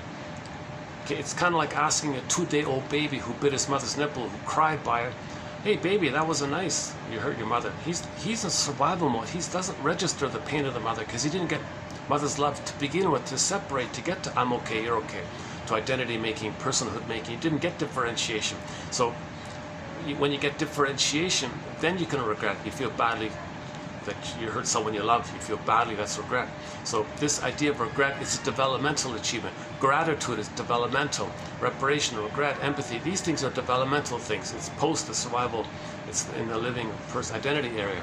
But when babies are traumatized prior to 18 months, they just live with jungle slogans, survival slogans, my greedy, your greed, and who cares, these kind of simplicity, idealize, devalue, useful, not, who cares, blame, excuse. They can lie, they don't feel anything because they're just trying to survive. Okay, they're operating from the point of view of the memory of the baby, thinking he'd be a goner if he didn't get mother's love, and he's fighting with the mother in this area. That's so easy. So the amygdala is flared up, and anger's at the console. Joy and sadness are frozen. Okay, Snow White's frozen. Rapunzel's in the tower. Miss Core's still in the underworld, etc. Okay, check the time. Look at that. What is it? 3%. Look how quick it goes. Look at that. Okay, I'll wrap it up here. That's too bad. I could go for another hour. I still got light. What a pity. No one's around. I got light. The conditions are good here. I've still got caffeine in me. I could go for another hour. Oh, what a pity. Okay, let's leave it. Let's just leave it here. In the next video, we'll do. I could have done it. Yeah. So we'll do this ennui. Not. I keep saying ennui, right? It's what you would call the boredom. Ennui said in Inside Out 2. So in the next video, I'll see you in the next video. We'll add some, not bad, some interesting quotes about this ennui business. I felt like I didn't fully cover it last time in 2840. In 2840, I thought I covered it all pretty good, I thought. But the ennui one is the missing one. But it turns out it's pretty important. A lot of material about it, a lot of discussion about it. It's much more than simple boredom. It's a deeper issue. You know, kind of. It's 2%. Let's just wrap it up here. Okay, your mission, should you choose to accept it, is to so read these quotes we did today, these ones here, this batch here, and identify one, make a note of it. Why'd you choose it? Just make a few notes about it. That's good enough. Be Apollo, be reasonable, just little bit by little bit. Just pick out one, make a note of it, write it down, send it to yourself, email it to yourself, okay, send it to a friend, just do something with it. That's good enough. They might lead to a dream. If you get a dream by a quote, then when you wake up in the morning, what you remember, say, gee, this dream, this sequence, what does it remind me of? And see if you can add it and leave it like that. Your mission, should you choose to accept it. For the love of narrative medicine, thanks very much. I'll see you in the next video. 1%. I'll see you in the next video. Our theme song is Katja Epstein's German cover of the song Windmills of the Mind. For the love of narrative medicine,